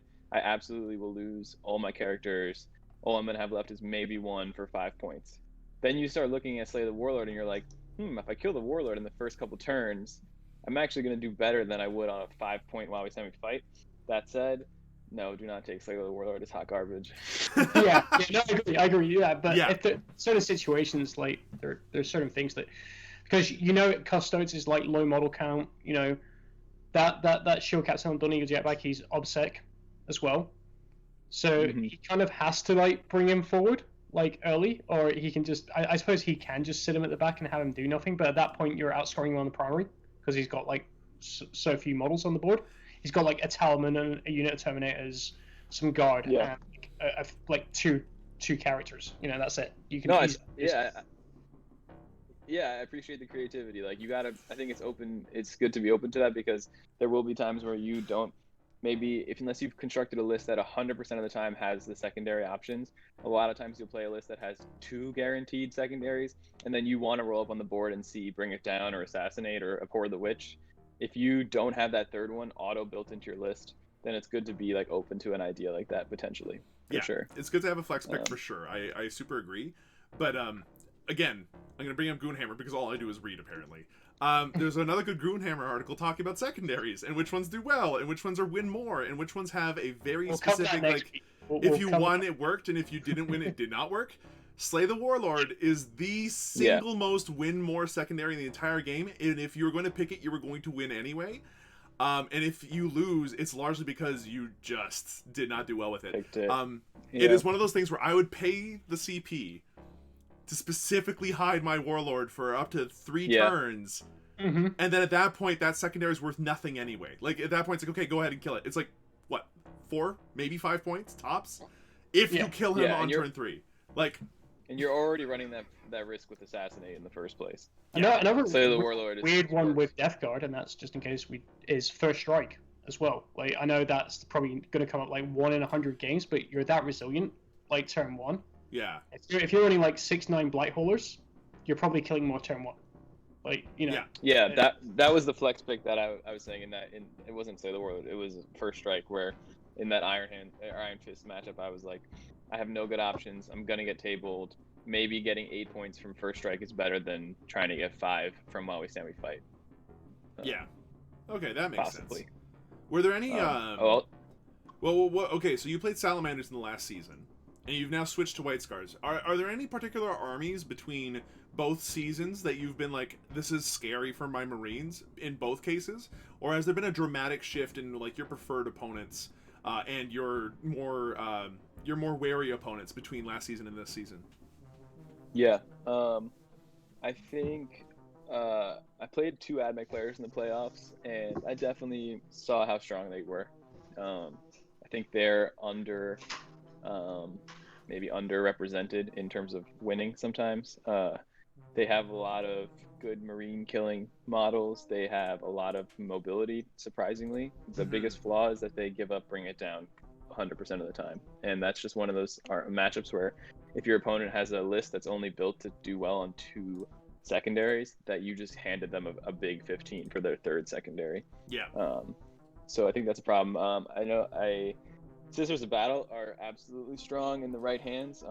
It's like a steep learning curve, but the people who are good with them are really good with them. You can just trade up with a lot of your units, and there's some good builds with Retributors. Definitely a solid matchup. The one point I'll add that I kind of forgot from earlier is when I was talking about how I'm running 2 units of Plasma Scepters now, and I'm considering dropping 1 for some Eradicators. The one reason why I'm doing that, or considering doing that, is that there's a lot of -1 damage floating around, and especially with Death Guard coming out too now. -1 damage is pretty powerful. So like, I'm going up against the Lord of Change a lot, and this dude is unkillable. He's unkillable because he's a 3-up invuln, and he gets this Feel No Pain that's bonkers. But at the same time, he's unkillable because of the -1 damage trait. So my Vanguard vets might have 40 attacks that go up to damage 2, but that's just bouncing right off of him. And certainly he can 3-up take some Eradicator invulns, but the other day I was playing against a Custodes player, and he just puts a Telemon in the middle of the board on that map where there's 5 objectives total and 1's in the center. With the direct assault one. And he's just like, I'm gonna put the Telemon here. It would take you throwing 20 Van Vets, 2 rounds of Plasma Scepter shooting, and a Chaplain to bring it down if you want to commit all that to the center. And I'm like, okay, I'll risk it. It ended up working out, but would not suggest trying to kill something that reduces your damage so drastically. Well, reduces your damage, ignores your rerolls, and can get like transhuman physiology on it, if I remember correctly. Like, it is so hard to kill a Custodes unit at all, let alone a Dreadnought. Yeah, the -1 damage is like, okay, I can't overcharge my plasma. Okay, I don't need to go into Assault Doctrine because damage 2 is doing nothing against you. And you're going to turn off Chaplain rerolls, and you're going to turn off Lightning Claw rerolls. So, like, it took 20 Van Vets, 2 Plasma units shooting at it, and then it was finally killed by my Chaplain with his, 5 plus D3 attacks at strike 6 and flat 3, which gets reduced to 2, and it's just like even then I barely got the last wound through. Yeah, like that could have and so easily have gone the other way if a roll had been a bit different, and you still threw like an entire army at him.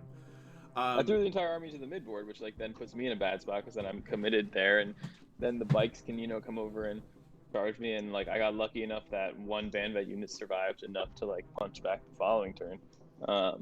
And then also like I saw an Iron Hands list floating around the other day with all these dreadnoughts, the dreadnought spam list, which like isn't becoming commonplace anytime soon, but it's certainly an option. And so if White Scars rolls up and sees 6 dreadnoughts, I have only damage 1 against you, and you get Psychic Fortress up, and it's just like, all right, I just need to play like OBSEC mission game. That's like all I can do. And having Eradicators does help with that, but at that point the Iron Hands have a lot to be able to deal with that. They have some stuff to screen for the Dreadnoughts, and a lot of them have the character keyword. They're not all going to be Redemptors, although the Redemptors are bananas. You're going to have a lot of like those smaller Dreadnoughts that they can make characters and therefore untargetable from shooting, and then the only thing you have is your melee, which does nothing.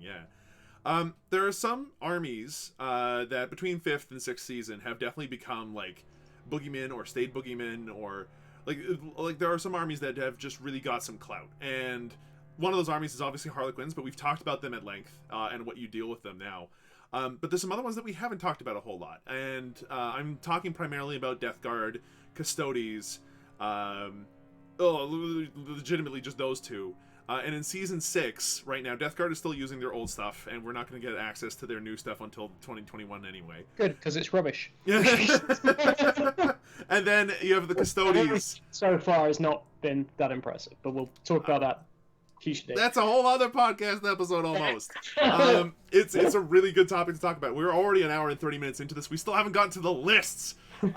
So we're gonna need to like this is like my last question for you, EDT. But like when you've got the Death Guard and the Custodes, do you think, in your opinion, that they warrant their boogeyman status still for you?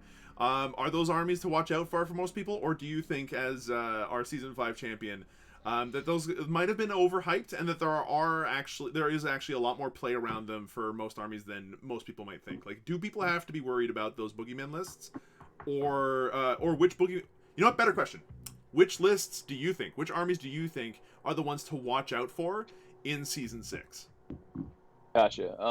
I think Death Guard are not boogeymen anymore. Mono Death Guard is pretty garbage. Death Guard with Nurgle. Yeah, but it's fun, and Erever loves to play the hot card. It's Death Guard with demons is competitive. Was competitive back when you could take a drill. Now that there's no drill, you're doing like Blight Haulers and Chaos Spawn, and that's like fine, but not great. And we don't need to worry about it. Nice, but maybe not nice enough. Yeah, we don't need to like worry about that too much. And then Custodes, I think, are still a gatekeeper list. They're like a legitimately scary force. There's a lot of armies that rely on rerolls, although that's kind of starting to decrease. But against armies that do heavily rely on rerolls, Custodes can just be a nightmare. They're so resilient. I think they're just 100% a gatekeeper like you, and that's kind of what the data has shown too. They're not placing first very often, but they are top 4ing pretty consistently. And so if you can't beat Custodes, you're not going to make the top 4. But that said, there's just usually one matchup that, I mean, honestly, Space Marines do go well into Custodes pretty well. That's just kind of a problem for Custodes, is they're going to shut down a lot of armies, but Space Marines do find enough into them, which is why they're probably not placing top 1. Yeah, Space Marines are super efficient on their own, right? So they don't need a whole lot of buffs to do well, whereas other armies that do need buffs and rerolls would do very poorly against them. So yeah, for Boogeyman, I would say real quick, I think Chaos Demons / Chaos Soup is absolutely a top tier list right now. Lord of Change, whether you're taking the Beasts of Nurgle approach or whether you're taking the Mortarion Magnus list, is very legitimate. Not looking forward to playing that game, dude who's in my pod. Also, what else? Space Marines, obviously, of all flavors. Personally, I'm going to say White Scars, I think, are super scary. I mean, we all know that. I'm surprised there's not more White Scars players in the group right now, and I'm not complaining about that. Necrons are solid, but manageable.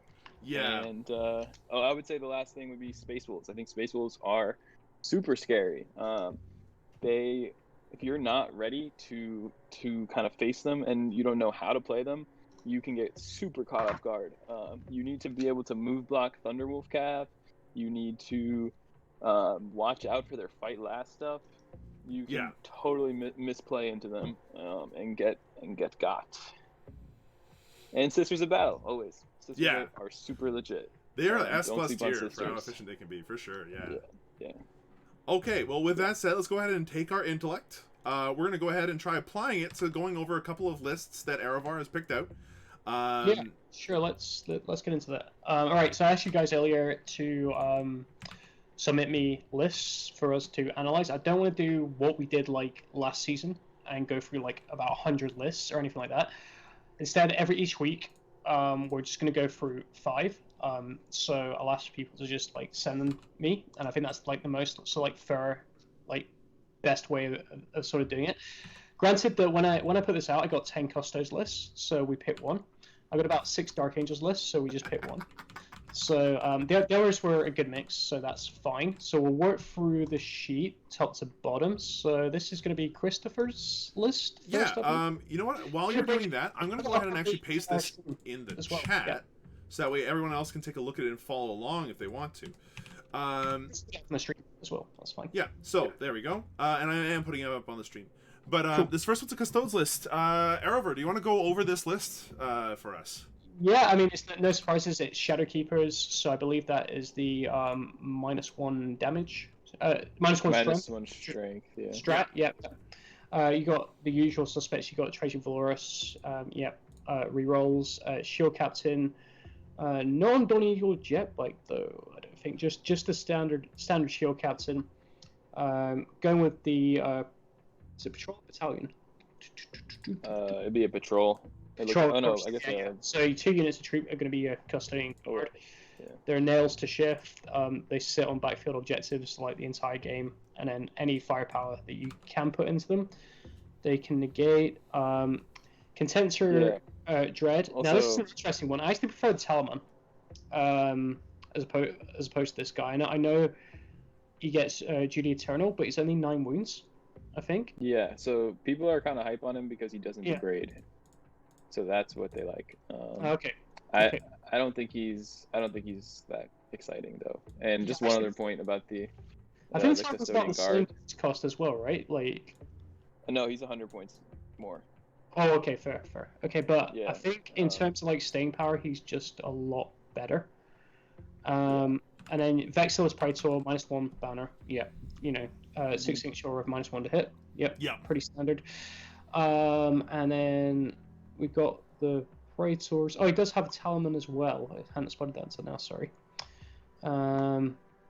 It's pretty standard Custodes, to be quite honest. Wait. Are the... Oh, he's got a bunch of Venatari, the flying guys. And Virtus Praetors. Yeah. So he's taking them because they did get better in Forge World. The Tarsus Buckler now gives them the 2-up armor, which it wasn't before. And the pistols are legit at strength 6 -2 flat 2.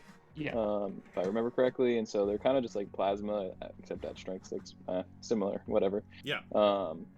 They're legit. I think people are running them a lot. I mean, and they still hit absolutely hard. Like if they walk into something in melee, I think they just blast them to pieces, don't they? Nah, they don't punch that good. They punch I think they're like +1, -1, damage 1 type of thing. Oh, okay. Sorry, I'm getting my Custodes confused. Then my bad. But yeah, no, those guys are great shots. Then the only thing I'll say, they're I great think shots. It's a good list, but the only thing I'd say is Custodes is very much an eggs in one basket army. You want to put like all your defensive buffs onto like one thing, and make that like one thing unkillable. I think taking both the like Achilles Dreadnought and the Talaman, because as soon as you start to put like defensive buffs on one, they're just going to target the other, and you're going to have like not enough to like sort of like defend them both at that point. So you're probably losing like one of these big assets pretty early on in the game.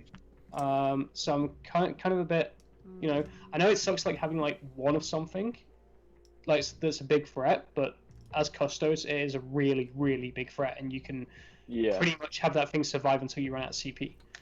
You know. Yeah. Yeah. Also, quick note about these got the Sagittarum, which are also better because they got the Heavy Bolter update, which made one of their guns damage to their bolt profile. So they shoot pretty solidly. I'd agree with you though that taking 2 dreadnoughts kind of gives you it's not the threat saturation that you need, because it ends up just like you said, you can't stack enough defensive buffs on one thing.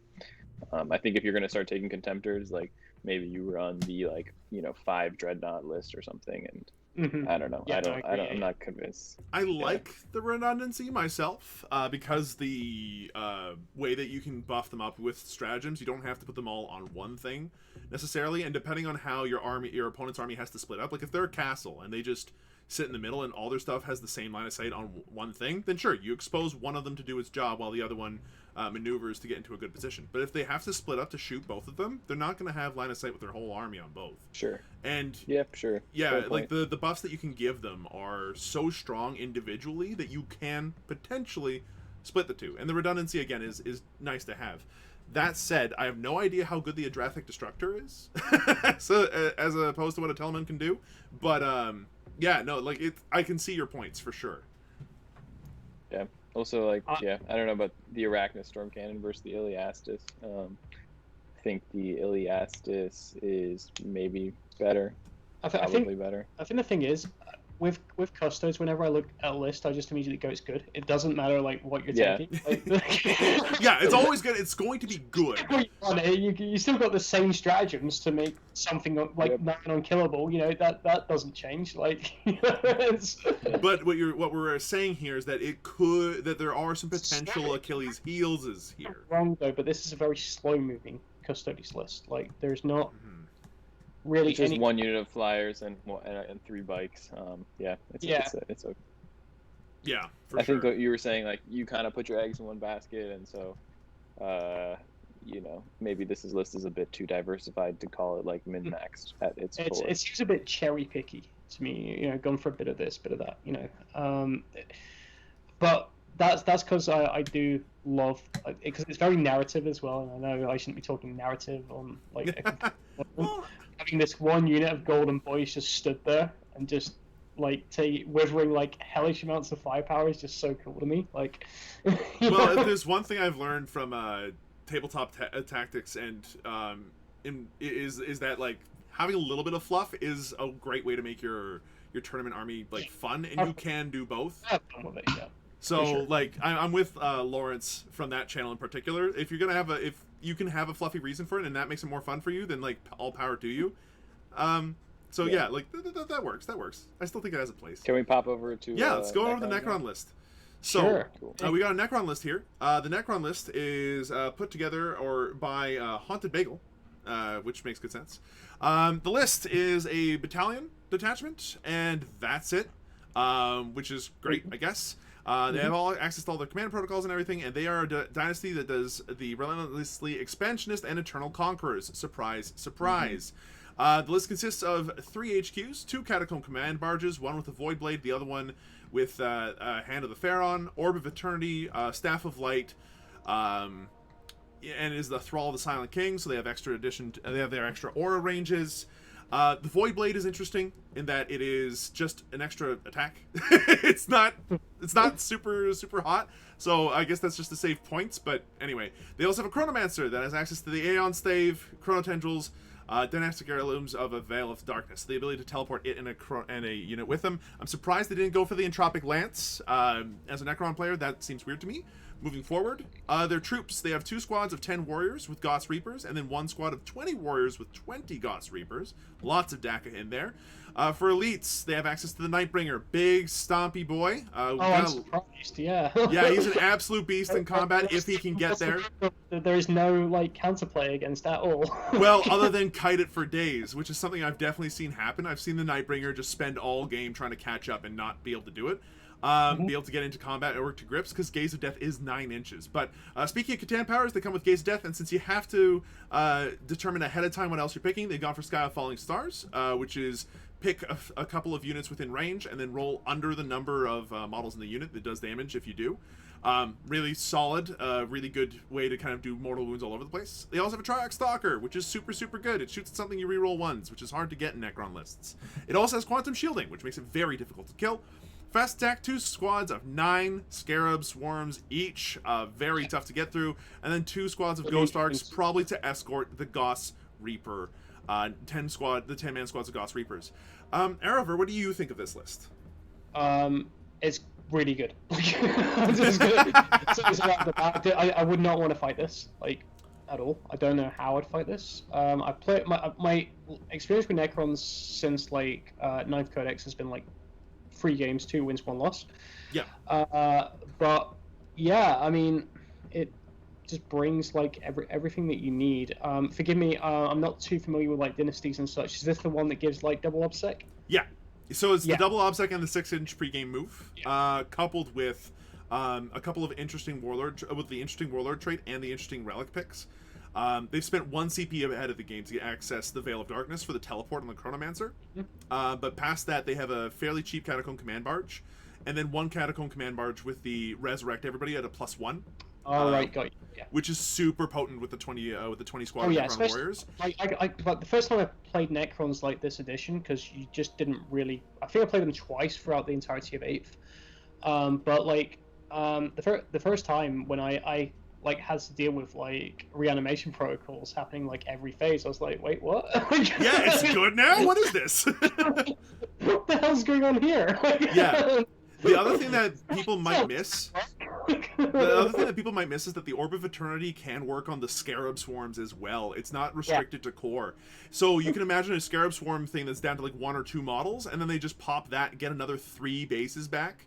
I think on math that works because they have the 4 up to res at that point, and it can be absolutely nasty. I will say this, guys. Like, if you're coming across Necrons for the first time in Alpha League, get your opponents go over their list like properly. Otherwise, they will trip you up with a few things. Yeah. Because it did like my first game. I was like, huh? Wait, what's going on now? Like, yeah. You know, that definitely like, and they're an army that's rarely sort of seen until now because they are very powerful, and I think I'd even go as far to say they're a bit underestimated as well. Hugely so. Right? Hugely so. I think that we've just started to see the power potential of these guys kind of pop up. It is a harder codex to dig into than the Space Marine one. There's a lot more, there's a lot deeper jank going on with this stuff. That's because they only want like children to like play Space Marines. Well, it's like, and it's on top of that, it's just a lot of complicated things going on here. Obviously, they've went for, well, one of the things I like is that they have 2 nobles, the 2 Catacomb Command Barges, so that way they can keep their command protocols going all game long, which will work really well for all their units if they pick the command protocols well.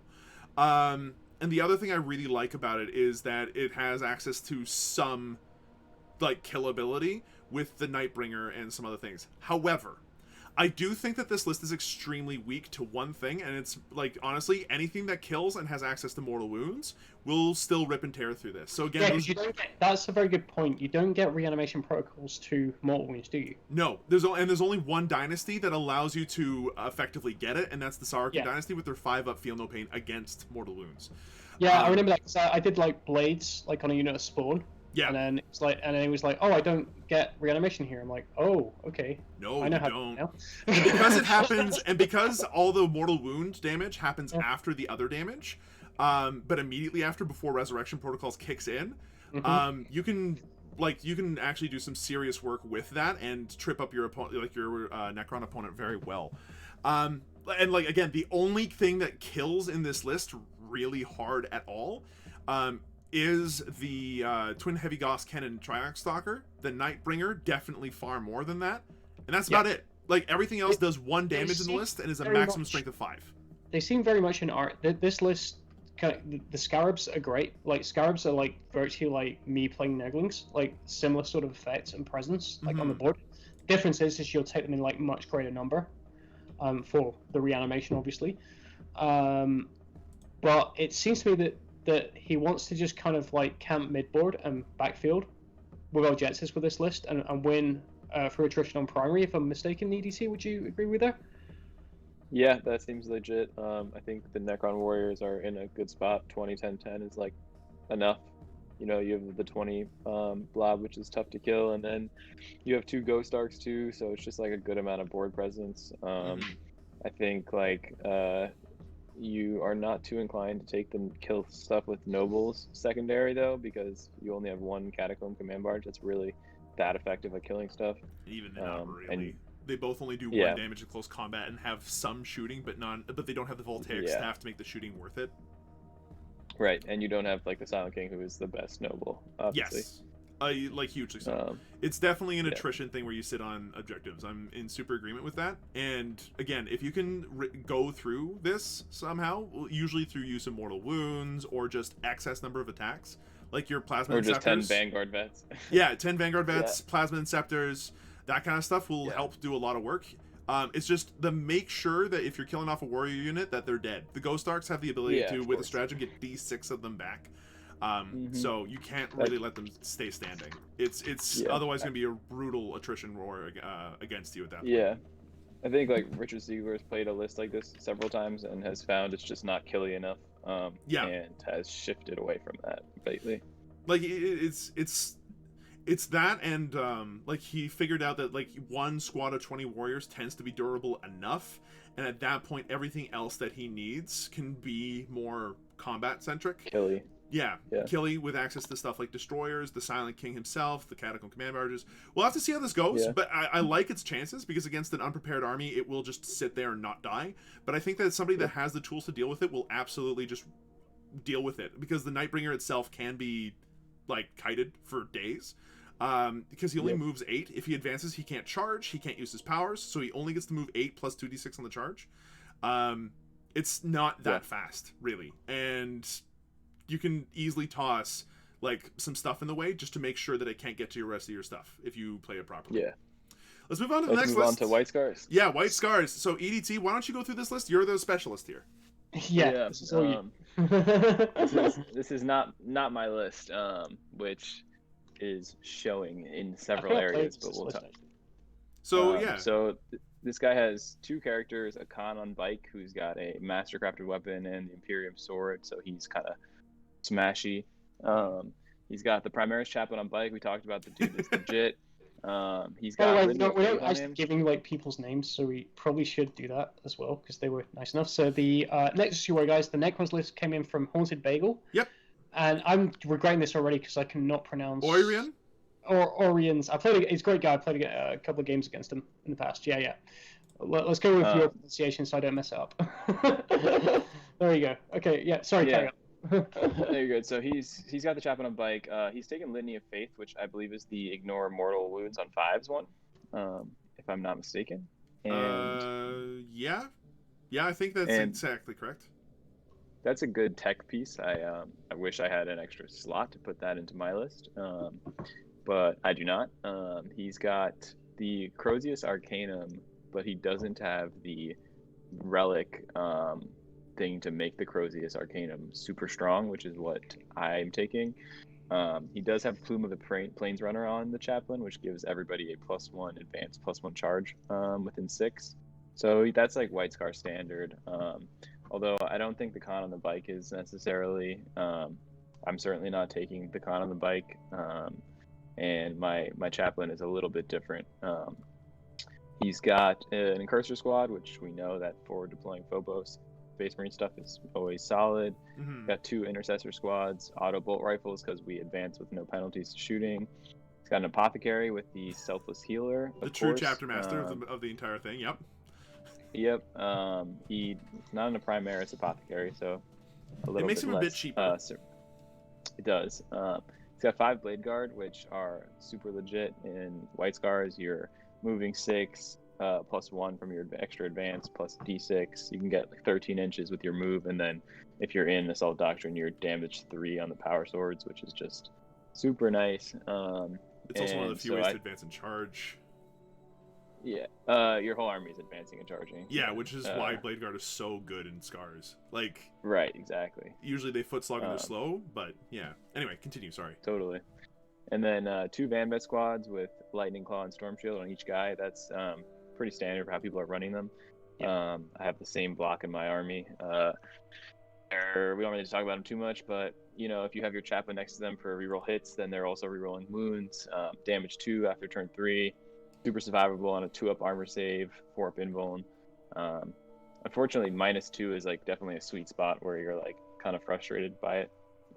But -3 plus AP stuff you can still save on a 4-up. Everything below that is you're taking on your 3-up or 2-up save, so you're pretty survivable. You also have your apothecary nearby potentially for the 6-up feel no pain or for picking up dudes.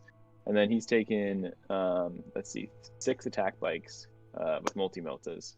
So there's 2, like I would say, trains of thought for White Scars right now. One is what I've taken, which is exclusively infantry. It's basically 20 Van Vets, 10 Plasma Scepters, and then a couple Blade Guard, a couple Intercessors, etc. He's taken the more mobile route by taking attack bikes. He's taken 2 units of 3, which, multi-meltas are great. I think they can actually kind of go streaky. If you're getting 6 shots from each unit, there's potential there to pick some stuff up that might not have necessarily been fearing just a couple attack bikes. It's also really good for playing the mission with engage on all fronts, because in my list, there's not often something that you can afford to throw away, whereas you might throw away some attack bikes and not be too afraid about that. And then he's got 5 Plasma Scepters, which are ridiculously good with Blast right now. And in White Scars, advancing and shooting with no penalty just gives you mobility and lets you pick up a lot of units. So overall with the list, I think it's solid. My list is I have 4 characters. He has 3 characters. So I have the Corsaro Khan, who's on foot, but he has a 6-inch aura of +1 to wound, so he just like makes everything hit a lot harder. Yeah. Is that in addition to the other 3 characters, or is that your version of the Khan? So he's taking the Khan on bike, which I don't think the Khan on bike has that same ability that Corsaro Khan has.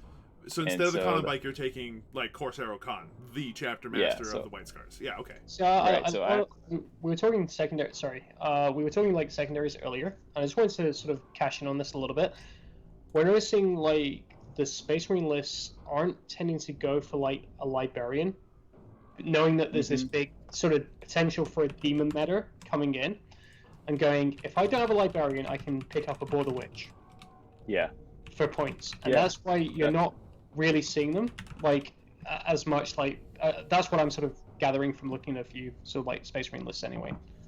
Yeah, I mean White Scars do have good spells, so absolutely. Yeah, you might want to take them, but at the same time I think removing, being able to take a Pour the Witch is important. Unfortunately, against the demon list that we're talking about and we're seeing, taking a Pour the Witch is not always the greatest plan, because you're on the one hand, your opponent's taking while we stand we fight, so if you are killing those, it is a 10-point swing. But at the same time, the things that you have to kill are super unkillable. Like the Lord of Change, you cannot kill with -1 damage. If he's taking Magnus Mortarion, you actually could potentially pick those up, but it's still really hard.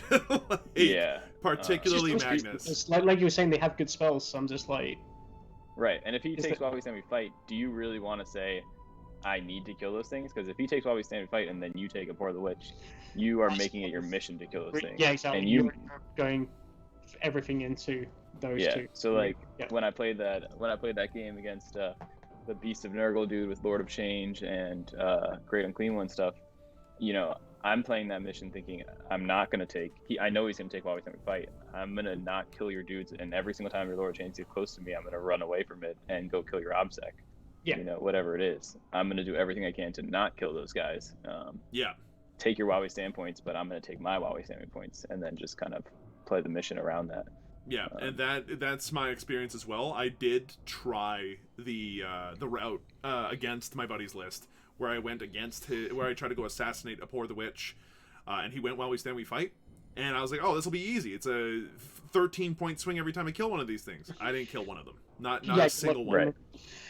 And then you handicapped yourself.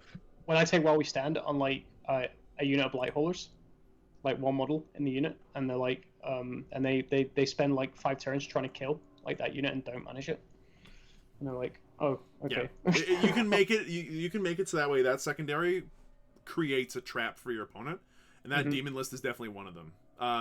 Despite that, playing badly, it is good here. Like it's scary. Like I last time I played him, he was running aggressors, I think, and I think he's got rid of those for the attack bikes instead, which is smart because the aggressors are slow.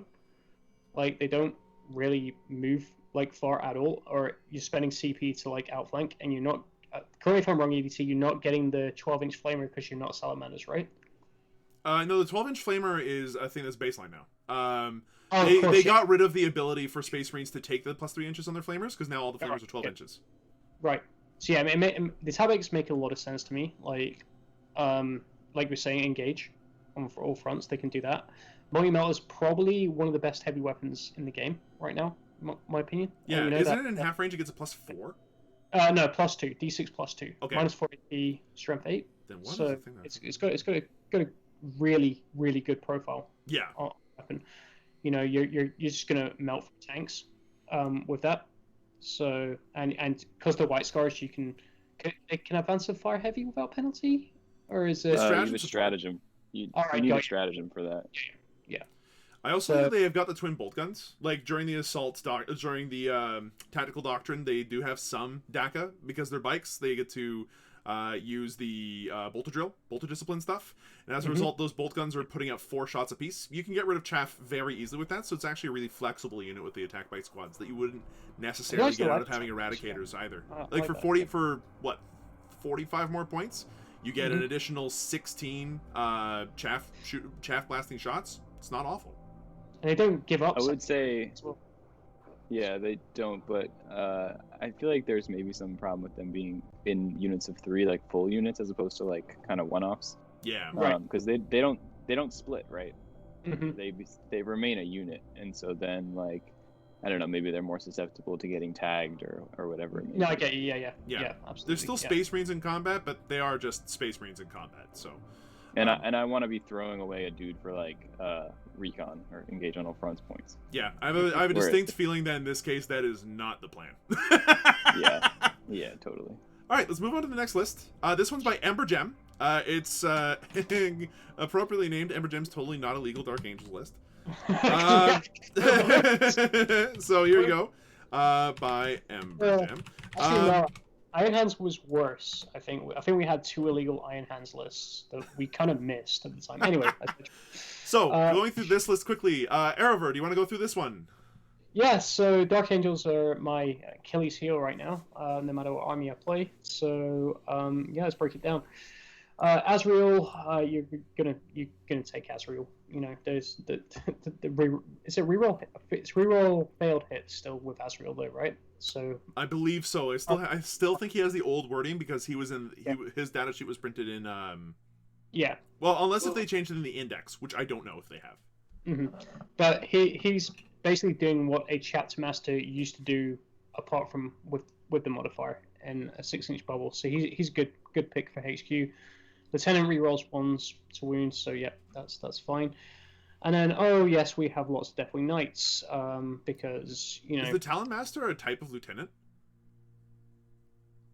I think so. Because he's got a Talon Master as well. Yeah, they are under lieutenant. So yeah, he's got a lieutenant, a regular lieutenant, and a Talon Master too. Okay, cool. Sorry, keep going. No, he does.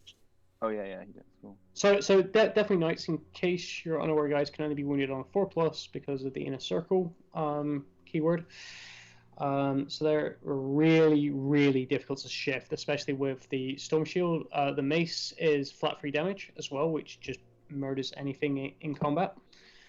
So yeah, they're the big beefcake units. They're the sort of level like I hate to sound sorry here, but they're the sort of level that Death Guard Terminator should be. Blight Lord Terminator should be tougher than that to kill, but they're not, sadly. Okay, and then Deathwing Terminator squad with Lightning Claws. Yep, Ravenwing Apothecary. So the plan here is to advance that Ravenwing Apothecary, you pop the strat for the 6-inch deep strike, within 3 of him, and then these guys come down with all the Lightning Claws, and they're basically going to ruin your day. It's going for a bit of... Sorry. Or you start the 10 on the board and you just hold the center with transhuman. Yeah. Whatever you're filling in. Yeah, exactly. You have the Ravenwing does have access to that strat, but So that might be for the Deathwing Knights more, because then you have like 5 dudes who blend whatever they get into combat with. Yeah. Yeah, And and honestly, what they could do, I think this is how it works. But if these guys don't have a teleport homer, but it is very easy to null deploy and hide your Ravenwing Apothecary. Just run them up and then do the teleport strat anyway. I'm not sure if you can do that on turn 1, but on turn 2, that absolutely will hold. No, you can only do it on turn 2 because they do count as being in reserve, so reserve rules still apply. So Okay. it has to, to be in turn 2. Okay. You do also have you can use the double move strat, so the Apothecary can go really so far, 30, so fast, yeah. 38 inches. Because I think it gets 1 advance on the whole thing, so it would be 16 plus 16 plus 6. So that gives you options. Also, the Reliquary of the Repentant relic that the Apothecary has. Mm-hmm. Curious says you can't double move and drop. Why not? I don't know why not. I don't believe you. But he also has the Reliquary of the Repentant, which is like a little bit of a tech piece there for reducing the invuln of a unit within, I think, 6 or maybe even 3 inches.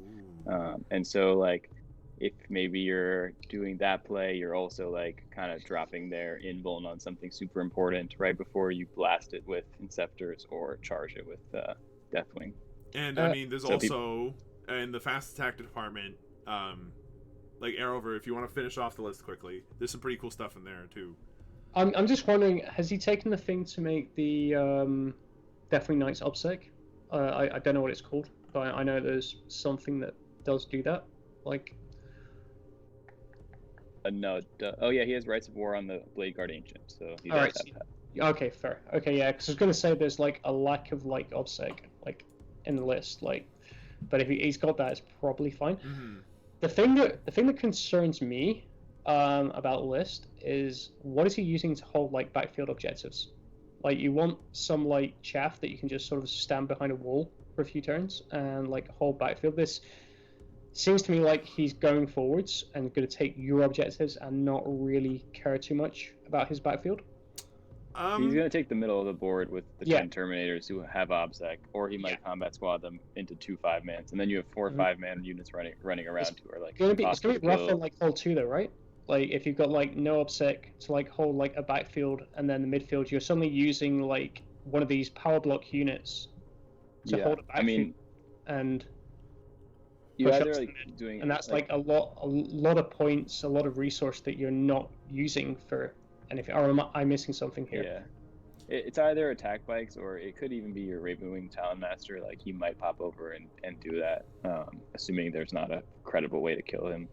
I think that the Deathwing Knights, like the 2 5-man squads with the Nightmasters, are probably your backfield objective holders, where your big squad with the Thunderhammers and the Lightning Claws. If you're going to do that kind of thing, you may as well play Custodes and do it better. You know, with like your Custodian Guard. Maybe. That's my like big sort of like concern. The thing I like about this is that the Deathwing Knights do automatically have, because they're inner circle, they automatically have transhuman physiology. They've got storm shields, which makes them exceptionally almost as durable as a Custode.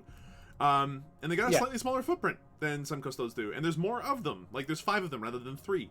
So there's definitely something to be said about that. And even then, MGM's a good player, so I'd actually love to see how he plays this. It just seems a bit to me like you've got these powerhouse units that you want to not just be stood there holding an objective.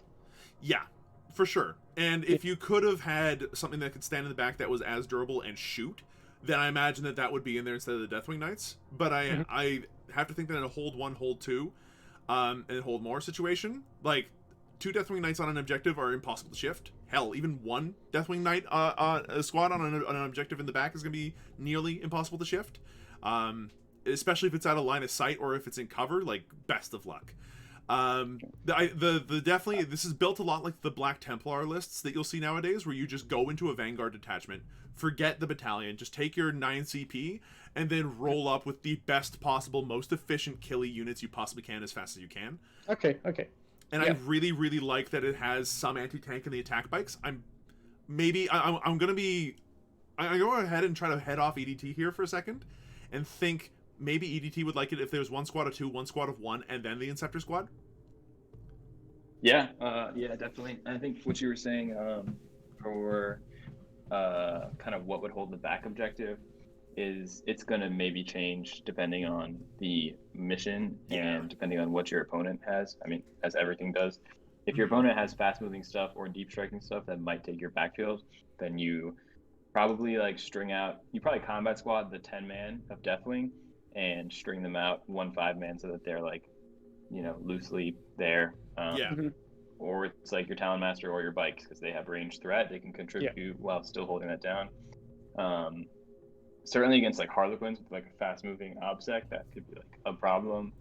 But your plan is just like take the center or take a triangle, take 3 out of 5 objectives. Yeah. That only works on certain missions, right? Because there's like 4 missions that have 6 objectives. Yep. Yeah. And on a 6 objective, it's a tougher. But then maybe if you don't need to worry about like too fast of moving or too much of deep striking, you have that 2-man Deathwing command squad, which is just 2 dudes who are going to deep strike for scramblers for you. They might sit on that backfield objective if your opponent has no way to kill them off of it. Yeah. And I like that that's kind of their action monkey. Instead of paying 45 points or whatever it was for servitors, they have this Deathwing command squad that's super durable to do it for them instead. And they can do some work. Like, they have, 4 attacks on the regular Terminator, 5 attacks on the Sergeant, not including the charge, where you put up to 5 and 6 with hitting on 3s, re-rolling all your failed wounds. Like, that'll hurt if anything tries to get Barney into them, like a one-off Lichter or whatever. They're not going to survive that. So, and just the built-in deep strike too is like the best type of action monkey, right? Because you're taking servitors or whatever, you're stuck on a board edge, and on some maps, you're stuck on one board edge, and that's just like not acceptable for like you're not going to get in your opponent's deployment zone that way. And having just native deep strike is like just try to clear a pocket for them to come down. Yeah, and they're a small profile with 2 models instead of like 5, which is like servitors or something. Yeah, exactly. And they're super great for that. It's one of the reasons why Lichters get picked up in NID lists. Like, you have one of those, and one of the reasons why I actually don't diss the Hexmark Destroyer and Necron list is for that reason. It's 70 points, 75 points. It's easy to fit down, and it's an infantry, so you can easily get that deploy scramblers if you want it. But even then, I think that the majority of the time, this list is going to try to go for domination where it can, because it will sit on an objective and take it. You can have those Deathwing Terminators in the back protecting the Talon Master, who's just going to shoot super efficient shots. The Lieutenant and everything else in the middle is going to make this Deathwing bomb absolutely, like, just stomp through anything it sees. And like you said before, EDT, being able to combat squad it is built for that. If you look at it, it's got 4 Thunderhammer Storm Shields. It's got 6 Lightning Claws, of which 2 of them have Cyclone Missile and Launchers, which I like the tech. It adds a little bit of anti-tank to the list, or anti-frag as well. There's a lot to like with this. I think that this list is really cool, and I like how it issues troops entirely to just go for pure offense. It's neat. It's neat. I like it a lot. Let's take a look at the last list. Sure. This last list is presented to us by Anima, and the list goes like so. It is a battalion detachment of... What? Oh, it's Tau. Well, go figure. This is right in my wheelhouse. So we got a battalion detachment, and we've got a battalion detachment, and we've got ourselves a Farsight Enclaves detachment, patrol detachment as well. Start things off, we've got ourselves 2 HQs, a Cadre Fireblade and Commander Shadow Sun.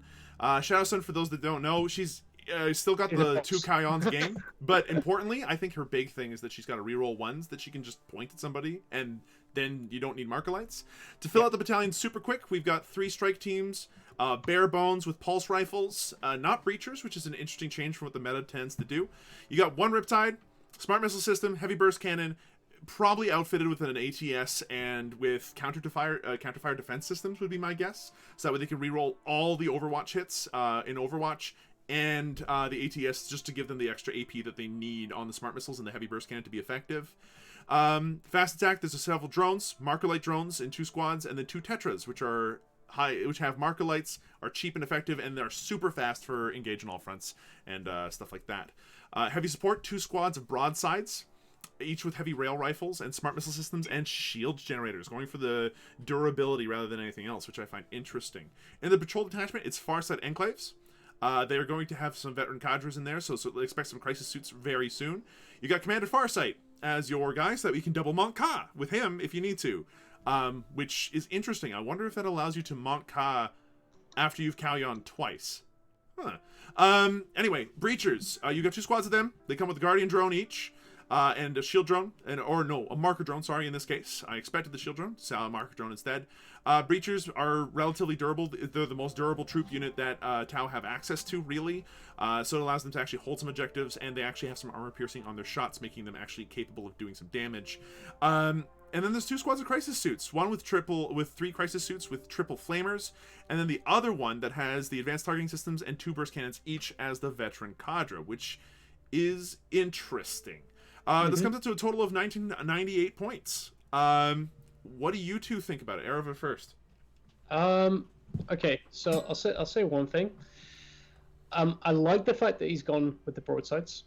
The reason being is because your fallback shoot no longer works, so you may as well just take something that doesn't care about that. Like, okay, if you tag me, I'm screwed anyway. And broadsides do have a lot of firepower upon them. So I'm really happy with this life choice right here. I think it's a great way to play Tau. Shield generator, does that give you a +2 save or invul? I've not really 3 seen of that. invul, 4 right? plus invul for a shield generator. Nice. Okay, so and I think it's 10 points a model for those guys, so it's relatively cheap for them too. You're not thinking okay, I have to pay 15 points for a shield drone. I'm going to work around that and just go, well, this upgrade gives me this invul save instead, right? Yeah. So I think that's because they have a 2-up save base as well, broadsides, right? Yeah, 2-up save, toughness 5, 6 wounds apiece. I really like that. Yeah, that's a good sort of clever way of looking around the problems that Tau currently has from 9th and trying to think a bit outside the box and going, well, if I take this, it sort of covers those weaknesses that 9th edition has given me. And they've got insane range, haven't they, with the heavy rail rifle? 60 inches, something like that. Yeah, 60 or 72 inches. And they're powerful. Neither of them have the relic. I really like version, that. That's really clever. What he's done with those 2 units, for sure. Obviously, Fire Warriors are just there for OPSEC, a bit of shooting. I would not bother with the one Riptide, to be honest. I'd have just taken a 3rd unit of broadsides, me personally. Okay. Because why not take the relic one too if you're going to? Oh yes, that's a very good point. Yeah, taking the relic rifle on it as well. I can maybe explain that, but keep going. Okay, sure. I mean, you could argue that the rail rifles were already covering your heavier targets, and so then the burst was more of a broadside. We just massed missiles though, right? As well, I think that's an option for them. Yeah, but it is a much more expensive weapon for the broadsides to take the missiles. In addition, they do have less AP. The heavy rail rifle is interesting in that it's a strength 8 AP minus 4 d6 damage weapon. If you go for the relic version, it's a strength 9 AP minus 4 d6 damage, but minimum of 3, which is why I liked them.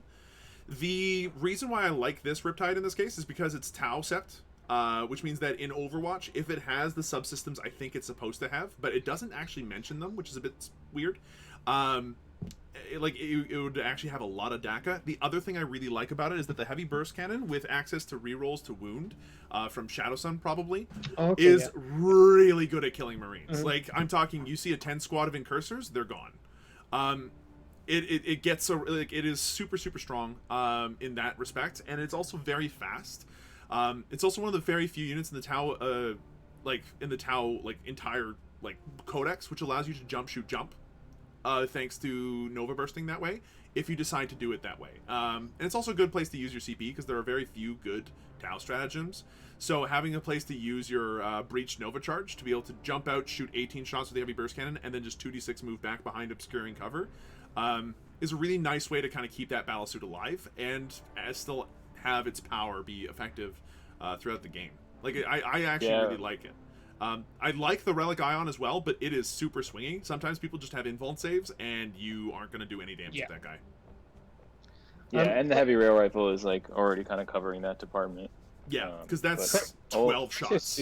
Looking at the crisis suits here, I'm guessing the Tau Flamer, did it get updated to 12-inch range? Or? It did. Yeah. So you can deep strike with those things, and then that's 3d6 flamer shots per battlesuit. That's pretty cool. Yeah, it's nice. And I'm guessing the burst cannons he's going for the combo with that. Oh no, you require the relic one for that, right? He does Like, have it. He yeah. does have the Gatling burst cannon, so that way Yeah. on 6s to hit, you get an extra hit. Yeah. So he's going full combo with that, trying to hit something really hard, because the other variant, I think that like the fusion variant just ended up like silly points cost as well, didn't it? Yeah, it's like 15 Yeah. points of fusion gun, which is a bit Yeah. too much. Yeah. He also, if he drops Shadow Sun and does the stratagem with them, he can get reroll wounds, right? Is that right? Yeah, but she doesn't have an innate deep strike. But what you can do instead is drop Farsight with them, because he does have Mantis Strike, where she doesn't. She has infiltrate. Gotcha. Would I be right in saying that, like, because you used to see like Farsight enclaves with like all the commanders? Would I be right in saying that's kind of a bad thing in now, because it's just giving your opponent assassinate, like max? Yes Like, and no. The thing right now is that when it comes to efficient killing, the majority of your efficient killing as Tau comes from your commanders right now. It's one of the very few Yeah. units that we have that's Ballista Skill 2, and they have Mm. access to a lot of good weapons. The fact that we have a regular Commander Farsight here, instead of a Cold Star Commander or something like that, is interesting to me. There must be a reason why they felt like they really wanted that second Monka. And the fact that the fact that it Mantis strikes natively is really, really good. The only issue I see, like one of the issues I see with this list, outside of the regular Tau issues, is that It being a Tau list. Is I mean, yeah, pretty it's a big Tau issue. list. But like, it has a decent amount of anti-infantry. It has some anti-tank, and it's got a good flex hit with the Riptide. But it's It not. seems like an all-comers list. Would I be wrong in saying No, that? and that's fine. Yeah. I agree with you there, and that's totally fine. And you can do some Mhm. really interesting things like deep strike behind enemy lines with the flamers and completely remove your squishy obsec in the back. But it is still very squishy itself. There's Yeah. arguably 3 durable units, the Riptide and both broadside units, and the Mhm. broadside units do not need to be shot at. You can tag them with a gaunt, and that thing will not die. Like, if you get 10 gaunts to touch a broadside battlesuit unit, that broadside battlesuit unit has to fall back. Their melee is not going to be able to get them out of there, and they can't shoot in combat. Also, like the drone, Monkalite drones. Has he taken drone control there anywhere? Not anywhere, no. So Which, would Pathfinders have been a better fit though, because they're obsec as well, aren't they? they're not obsec, they're fast attack. Okay. Alright, okay. The other thing is that they are expensive. They're 11 points a model for something that Wow. can't do savior protocols. I did not That know has a that. toughness 3, 5 up save. Yeah, the Markalite tax was not kind to Pathfinder, sadly. And although they do have access to some neat drones, even in 8th edition, the only reason why Siegler would take them is because of the Grav Inhibitor drone. Really. Mhm. If he could take those drones without the Pathfinders, he would have. So, and I'm willing to agree, I think that Pathfinders have some flex thanks to the recon sweep stratagem they have that allows them to move an additional 2d6 in the shooting phase. But the marker drones are a much safer pick. The fact that they allow him to, they allow this player to have a way to deal with las cannon fire, to deal with eradicator You fire. can still save your protocol with them, right? It's Exactly. just you don't get the invul and then feel no pain. Sorry, you don't get the feel no pain. Correct, but the feel no pain's not worth the extra 5 points most of the time. Like, it's Mhm. 15 points for a model that has no guns, no melee, no nothing. It's just sitting there with a 4-up invul and a 5-up feel no pain, just so that way it can die later. It's a very expensive model for what it does, which is why I like the marker drones right now, by comparison. The Tetras, I think, are an odd one. I'm surprised there aren't more of them. Well, I was going to say, what is a Tetra? I've never heard of that. It's like a Piranha, but with marker lights instead of fusion guns. Okay. It's a Forge World model. Yeah. Oh, right, that's It's, why. it's Okay. like it's a better if you're playing Tau, like you shouldn't be, first of all, but if you are, you should That's why be Pixie's playing. not playing this season. Yeah, you like there's some build that's arguably okay, and it's like Tetras and like dudes and devilfishes, and like you play the mission and you I don't know, it's not good. Yeah, This you list got, like, is like 3 squads of 3 Piranhas and as many Tetras as you can stuff into it, so that way you go around tagging units that don't want to be tagged, with units that when they die, they drop drones. So it makes it annoying to get rid of. The problem is that they don't have any offense of their own, and by sending them to die like that, you're just setting yourself up for grind them down.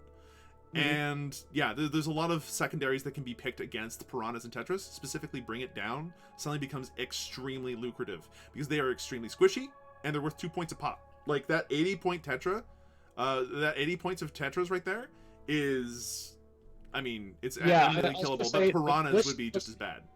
The list, like, if I was facing this, yeah, the broadsides are scary and everything, but there's nothing really that holds the mid board, like, really well. Like, just, like, looking at it, like, maybe the Riptide can hold an objective, but then it's not objective secured, it's just one model. It is one model with a large base, though. Yeah, that's true. I suppose, It's one model with a large base that's Yeah. totally happy to just Yeah. shoot in melee and then Mhm. use its ability to 2d6 move during combat, to 2d6 move to fall out of combat, if that's ruled that way in Alpha League. I'm not sure if it is. But more importantly, it can actually shoot into combat and try to hold things, or it can just fall back and then use 2d6 to continue to move back. By the way, on that's not a fault of the list, though, that's a fault of the army in Yeah. general. Yeah. You know, I think the list is great. I love what you've done with the broadsides here. I think that's I think really the tough. only thing I don't like in this list is the burst cannon unit. Everything else, I'm like, oh, this is actually really neat, and I can see this working. The only thing I don't see working is this burst cannon one, because even with ATS, 8 shots will maybe get 1 additional hit per crisis suit, and still only hits on 3s rerolling 1s. Maybe 2s if you decide to spend the CP on the stratagems for that. And then at that point, it's like, okay, sweet, you got a bunch of strength 5, AP -1, 1 damage weaponry hitting a target. You'll kill that thing, and then the crisis suits get tagged and die. Like, there's not much going on there, and sadly, that means that I feel like those 153 points, as cheap as that might sound, you could have had a second squad of flamers, really, had it not cost you any CP and done the exact same job. Yeah. To me. Yeah, I think we covered it. I was just gonna ask you guys. This is something we never did before when we were doing list reviews, which is why I kind of love this format of doing 5. Which would you say out the 5 we've looked at, which would you say is the top one? EDT, why don't you go first? You're the one that won this thing last time. Top list. I don't love the White Scars list that he had, so makes me. I would say White Scars if it was my list, but I think the Custodes is a good place, but also not the most min-max list. So then, maybe Dark Angels. I think the Okay, Necron so list Dark- is good for playing the board, but just doesn't have enough killy stuff in it for me. And you're not playing into secondaries, or at least the Codex secondaries that are ideal. How about you? How about you, Snowwolf? I actually really like. I'm very partial to Necrons, and I think that despite that there is an Achilles heel to the Dark Angels list, being that it's slow. Yeah. Once it's deployed and it doesn't move anywhere. And secondarily, there isn't any real obsec outside of Rites of War, right? And you can't have that one Blade Guard Ancient all over the map. It's not possible. As much as I really enjoy reading Tau lists and being like, ooh, I want to try that out, I do think that the Necron list plays the mission exceptionally well. It has a couple of weird picks with the Catacomb Command Barges and the way that the Chronomancer works, but I really enjoy that it has a couple of things in here to kind of spice it up. The Scarab Swarms can be sacrificed to deal mortal wounds if need be. The Shard of the Nightbringer can just be thrown wherever it needs to go. And since Psychic is not a heavy part of anyone's list, just to make Abhor the Witch a thing, the Shard of the Nightbringer actually will survive at least 2 turns and do some damage that way. I do think that the Necron list has a lot of play if done properly. It's just a matter of making sure that the Nightbringer does his job. It's going to be weird to see how that one works out. And if it's not the Necron list, man, I think I have to agree with EDT on this one. The Dark Angels list is still quite strong and has Honestly, even though some scary White Scars stuff. isn't the most, optimized, like It's still really good, though. Yeah. it's really good. Like you still have all the core pieces, so maybe even White Scars. Also, if they were matched up against each other, the Lightning Claws get through the permanent transhuman because Easily, yeah. Exactly. So it's Yeah, that's probably a very White good Scars point. still. I'm Okay. gonna go with Necrons. So I just love the list. Like I know how much of a nightmare that the Necrons list can be to deal with. Like, so I think something very similar. So yeah, my vote is for Necrons, and I know I'm biased, but I could never vote for anything Imperium. So you know, Oh my goodness. it's just me.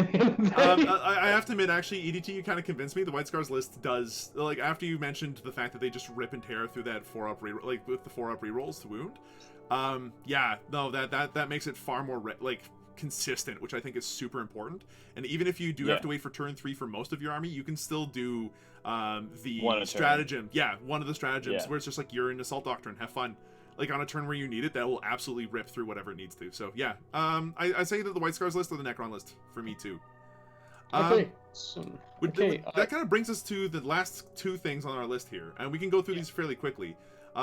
Faction predictions for season 6. Do you want to bring up the poll? Like earlier on, guys, we asked you to like vote on what sort of Space Marine faction you would. We'll do a silly poll each week as well. This is just for a bit of fun. Do you want to just bring that up like quickly? I'm actually trying to go and find it. Did you pin the? Did you pin it? No, I sent it to you via DM. Okay, he goes over to the thing, and then he goes ahead and he opens up throw up the poll. Yes, open it up. Cool. So, the poll was the Necron list? No, this was like the question asked about Space Marine chapters and stuff earlier. I'm sure. I see what you're getting at. Yeah. My bad. Okay, hold on a second. This will take me a second, folks. But in the meantime, EDT, what do you think would be your top pick? Top 3 for top Marines or top for 3 picks, armies? Yeah. Armies. So we did it. Well, Okay. by the way, I don't mean to gloat, guys, but last season, the first podcast we did, I said Salamanders will win Alpha League. And would you look at that? on Twitch, I am there saying it, and Malice was disagreeing with me. A couple of other people were disagreeing with me, and then look, EDT won with Salamanders. So there you go. So you're gonna pick White Scars this time, right? No, maybe. No, but like top 3 armies and why to win. Yeah. Top 3 in no order, starting with is White Scars, is Chaos with demons, big demons, and the third one is the third one could go in any direction from like Space Wolves to Death Watch to Custodes, depending on who's piloting it. Sorry, that's a lame answer, but really the top 2. No, I get where you're coming from. It's really hard to like sort of like answer something like that because you just don't know who's playing those armies, especially in a tournament that has 180 players as well. You know, it's really difficult to sort of judge. Yeah. I think like White Scars and Chaos for me are like particularly Chaos. Like an okay White Scars player can still do pretty solid, even though it does take finesse to like really win with them. But same thing, especially with these big demon lists. Like you can be, and you don't have to know the army so well in the same way that you could run like a big knight army and you're only moving 4 models. And if you're really good, you will definitely be able to finesse it in a way. But if you kind of thought it was a good list, so you picked it up and you haven't run that many reps with it, you're not going to get as far with it as you think you will. Yeah, familiarity is definitely better than potential. Yeah, as long as you're familiar with the list, you're way better off than if you pick a list that you net listed and you have 0 practice with. Perfect example: Nick Nadavati in the last LVO went from playing went from playing whatever list he was playing. I think it was Iron Hands. Swapped to White Scars the last minute and got was absolutely destroyed. He also got paired with like something that he wasn't ready for too. Yeah, I think he got paired with like was it Knights or something big. And his like White Scar was just like super meta teched for like everything else, but not that army, and then he got stuck in a losing bracket the whole time. But you're right. What about you, Erever? What do you think are your top 3? Top 3 for all right. No, just like top 3 in general. Yeah. I'm not actually going to say White Scar is my top. Oddly, you're going to regret it. I actually think Custodes, like in the right player's hands, have the tools to deal with White Scars. Like they can turn off a lot of that like kill threat that you rely on with your Vanguard vets if they've got the CP to do it. And this is where a Custodes player has to sort of think, like turn 3. That's when you're your strongest, and that's when I've got to sort of have my CP safe for. To make sure that your punch does nothing or it does like the minimal amount. So I'm actually going to go with Custodes at this stage, winning this season of Alpha. And I know that might sound crazy. Second though will be White Scars for sure, because they've just got they're absolutely disgusting in what they can do. And then third place I think is going to be Necrons. Ooh. because of the amount of OBSEC that they have, and also because we have looked at the stats and we know that there's the most amount of Necron players, therefore one of them has to do well, right? Law of numbers, there's gotta be one of them up there. I'm actually with you, but I put my Necrons up at second place. In first place, I was tempted to agree with like White Scars or something like that. Necrons at a sheer like just durability and the number of them, I think would be in second place. But I'm actually gonna put Harlequins in first place. I think that as long as there's a good player in Harlequins, there is a very good chance that they, as an army, can 100% get to the top and rock it. They have a lot of. Actually. Yeah, there's like a lot of good tech for them. They have a lot of good stuff going on to deal with Space Marines, with demons, with every other army in the game. They're one of the few armies that has easy answers to dealing with all the Necron stuff as well as everything else that we have. And all the AP in the world that all these other armies have don't matter to the Harlequins. And they can fall back and charge. They can fall back and shoot. They can ignore all the rules and give you -1 to wound them. They have 2 units with 3 up and vulnerable saves that are horrible to deal with vehicles easily, are able to tag all the things you don't want them to. Like, Harlequins are nasty. Necrons, I mean, they're really, really good. You've got the Eternal Conquerors and Relentlessly Expansionist dynasty traits, not to mention just Novak in general. If any of the lists have Novak, it's going to be nasty because they have some of the best ability to charge and kill a thing in the game. They hurt so much. And then in third place, I'm going to go ahead and put down our White Scars.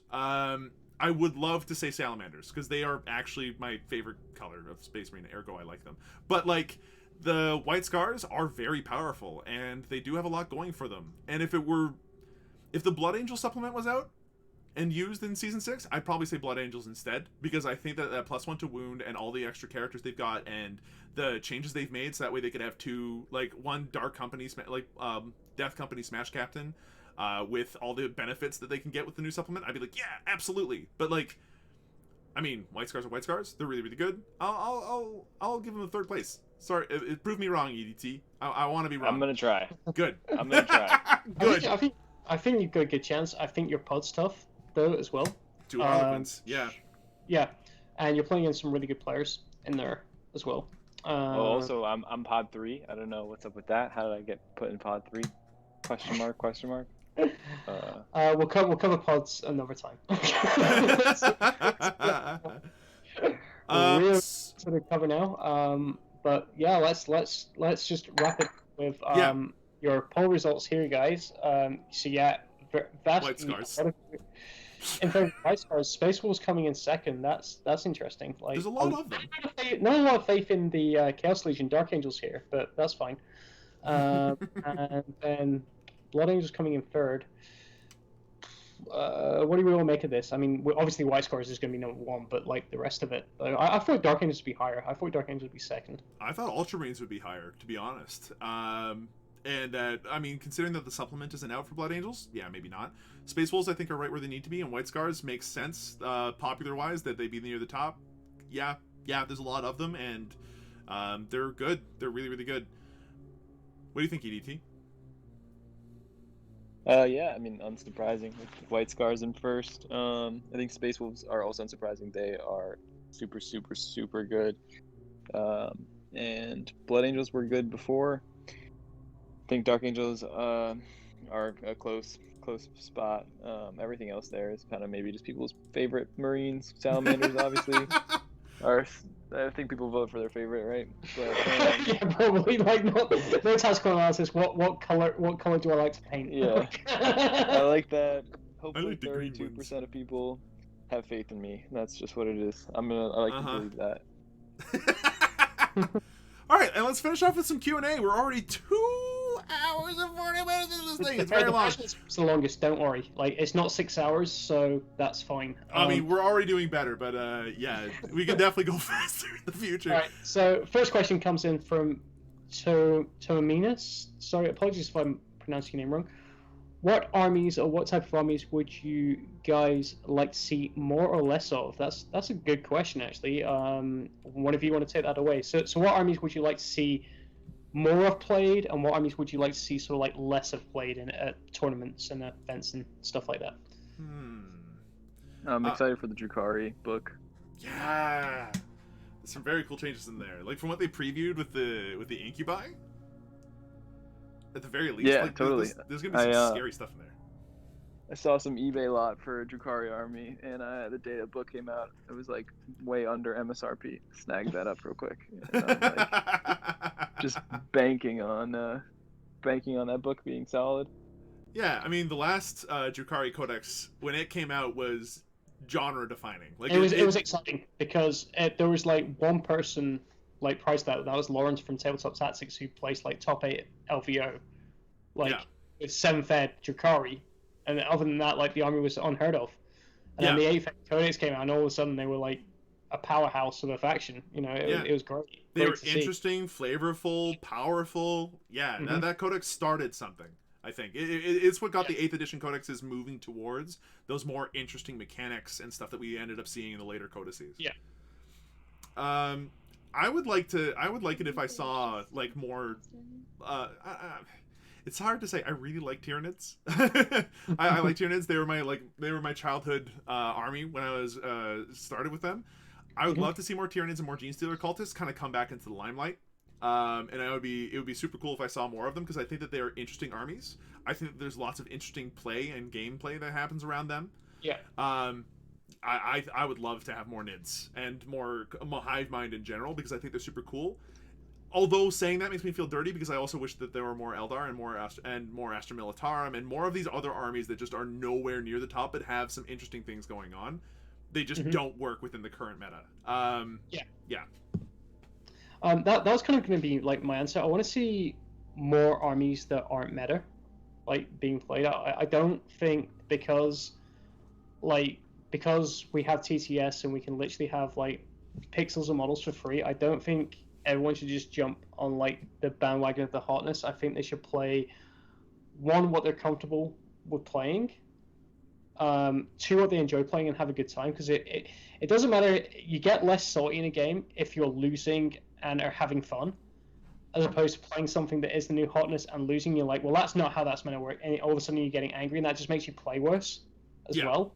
Is my sort of thing. So I want to see more people having fun with the hobby on TTS, as opposed to being super try hard, if that makes sense. You know, sorry, UT. No, I'm kidding, because I know you're a Space Marines player, and it doesn't matter if you're you're picking like one form of better Space Marines than the other, and that's fine. You know, but I'm meaning more like some people I know have played like this faction for like years, and all of a sudden like, ooh, you know, I'm playing Death Guard. Right now. I've been in Death Guard for a long time, and then the PA came out, and I was like, oh, I actually want to play this and have some fun with it. You know, so I do want to see a bit more of that, because TTS does give you that ability to a lot more than real life, because it's no cost to experiment and actually have fun with stuff. Yeah. So that'd be my answer. What I want to see less of. Space Marines. Space Marines.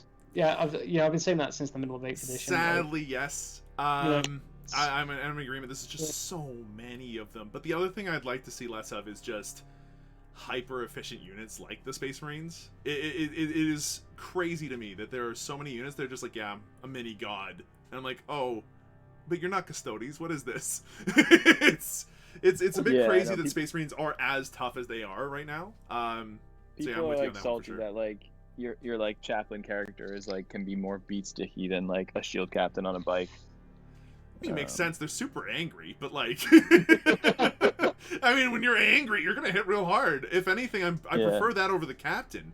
The captain should be ordering people around and should be, you know, like a hero that buffs people all over the place. But I'll make a point about that. That's I think we all just want each codex to have a series of options that make it competitively playable. I mean, and that each codex supports like more than one competitive build. Exactly. And that's just kind of all you ask for.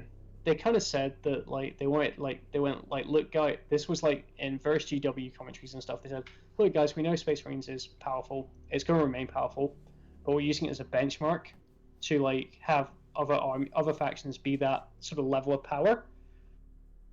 I mean, I'm kind of biting my nails a bit because I've seen the stuff coming out for Death Guard recently, and I'm trying to get excited about it, but I'm just like, no, it's not that great. Like, you know, we'll have to see what the full book comes out like. Yeah, exactly. Because I know a lot of people were up on Necrons being complete garbage with the previews. Because like, oh, reanimation protocols is worse. It's not. It's definitely not. It's way better. Yeah. But like, once the book came out, people were like, oh, these guys are actually pretty good.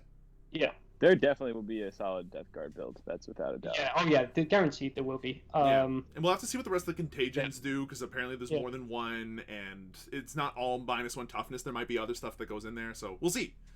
I think. We'll have to see with those guys, but hopefully they do a good job, because currently, I mean, it's only 1-for-1, but the Necron Codex that came out is not bad. It's about at the benchmark. It's weaker than the Space Marine book, but not by much, and there's enough depth in it that they can counterplay Space Marines. They can still do okay.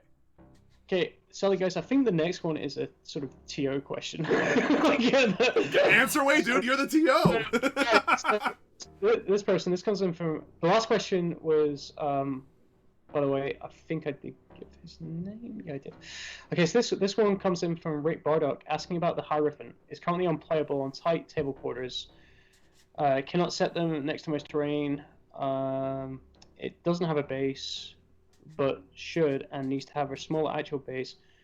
So my question is, can we play on TTS? I'm guessing this is with a list you've submitted with the model, like as part of that list. Try to get like the model as accurate to the specifications that you can find online for it. So if it's too big, and I've found this before as well, like some models have some crazy bases and stuff, just try to get it like as accurate as you can. In terms of the actual like game board size, though, I'm afraid I can't really help you, because we do try to go for a like absolute like for like with models, and we released the maps like ages ago. Like there's certain models that I would not like take like based upon like the maps. Like I was looking at the filers for Death Guard, and I was just like, they're horrible to move around. Like no, I'm not taking them. It's super good, but yeah, they're atrocious to move.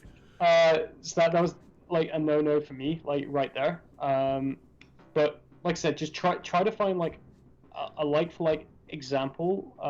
Do some Google searches and everything, because the model might be too big, or something like that. But you will have to play it with that size, unfortunately, because that is the rules of the game. Like we can't have people shrinking a model down or anything like that. It does have to be as precise as possible to the actual like tabletop game.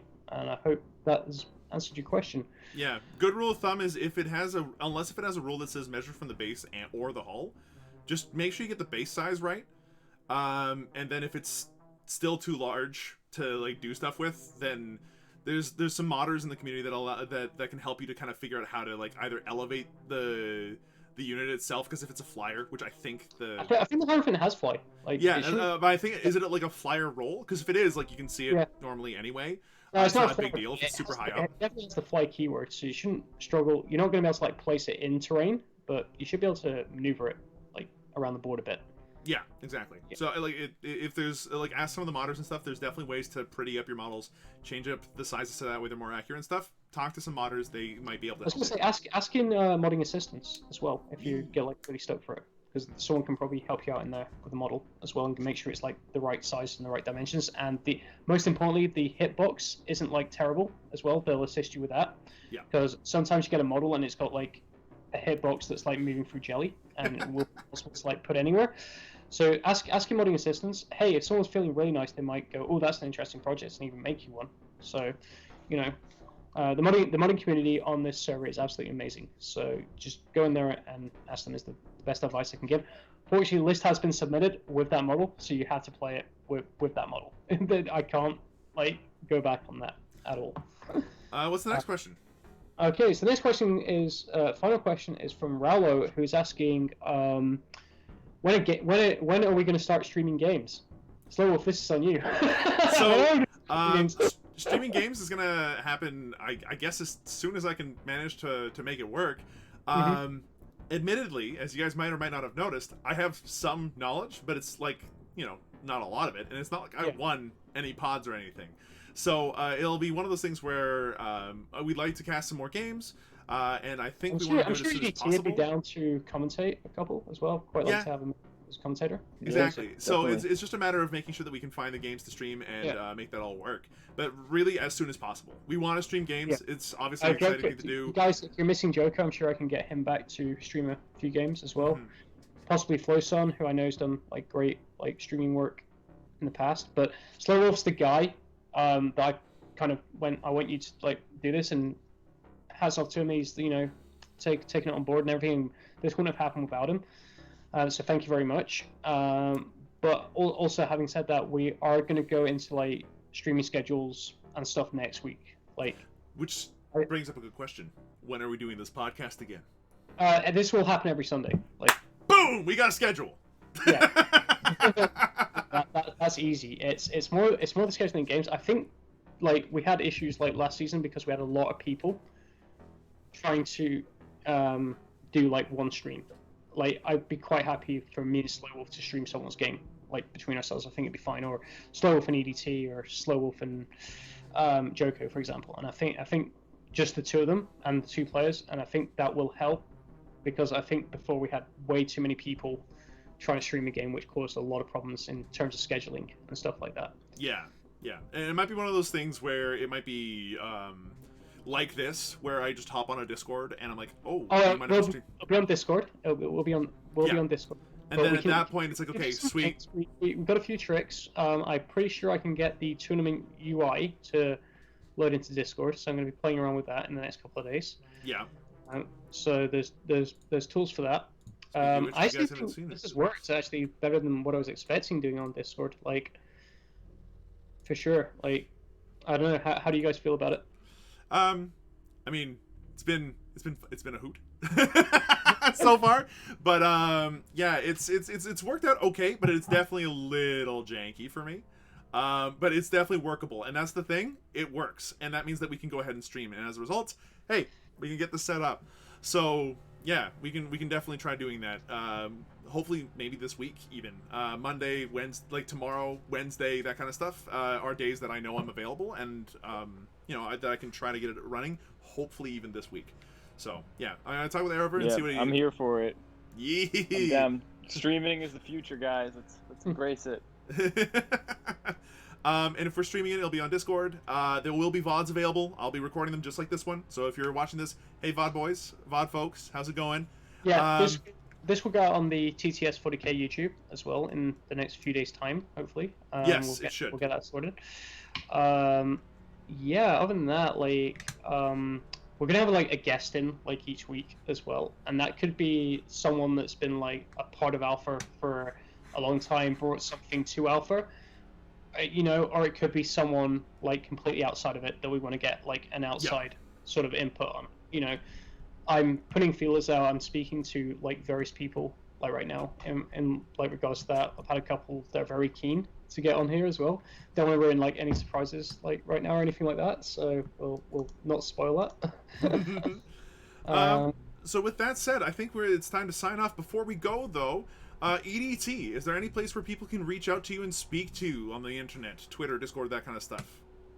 Yeah, feel free to message me on here if you have any questions. I have one thing I'd promo, which is that I live in New York City, and I started a New York City Discord for competitive 40K. So if you're into 40K, even not that competitive, you just love 40K and you live in New York and you've been hit by COVID and trying to navigate a safe game state IRL, wearing masks, whatever it is, or just a place to chat. If you don't want to do mass games, we play TTS. Just Google competitive 40K New York City, and you'll find either the Reddit post or the Discord link, or just message me. So if you're in New York and you like Warhammer, hit me up. I was going to say, just in regards to that, we have an affiliates sort of system on the server, so it might be worth you just messaging Malice about that, so he can add you to the affiliates channel as well. Yeah, definitely will. Thanks. Cool. And I'm gonna go ahead and let Arrover plug himself in the whole alpha thing last, because that just makes sense. Sure.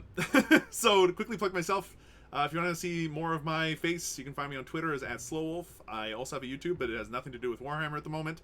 And I also have a Twitch where I do occasionally Warhammer. When it matters, I'll make sure that people know. But we will be back here next Sunday. Good laugh, guys. Definitely check out his Twitch. It's a great laugh. And I mean, worst case scenario, hey, I paint there on Thursdays. So you can watch me try to get through my horrendously large pile of shame. Erever, go ahead and... Should we just do a podcast where we just sit there with models painting? Hey, I mean, if the Warhammer community team can get away with it, I'm on board.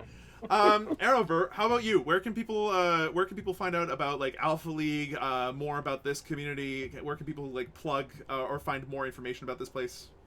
It's something I'm in the process of getting sorted. I'm kind of because this like not happened in the past. I'm trying to do two things right now. I'm trying to build bridges with other like TTS tournament organizers for one. So I've been in communication with a few of them recently, and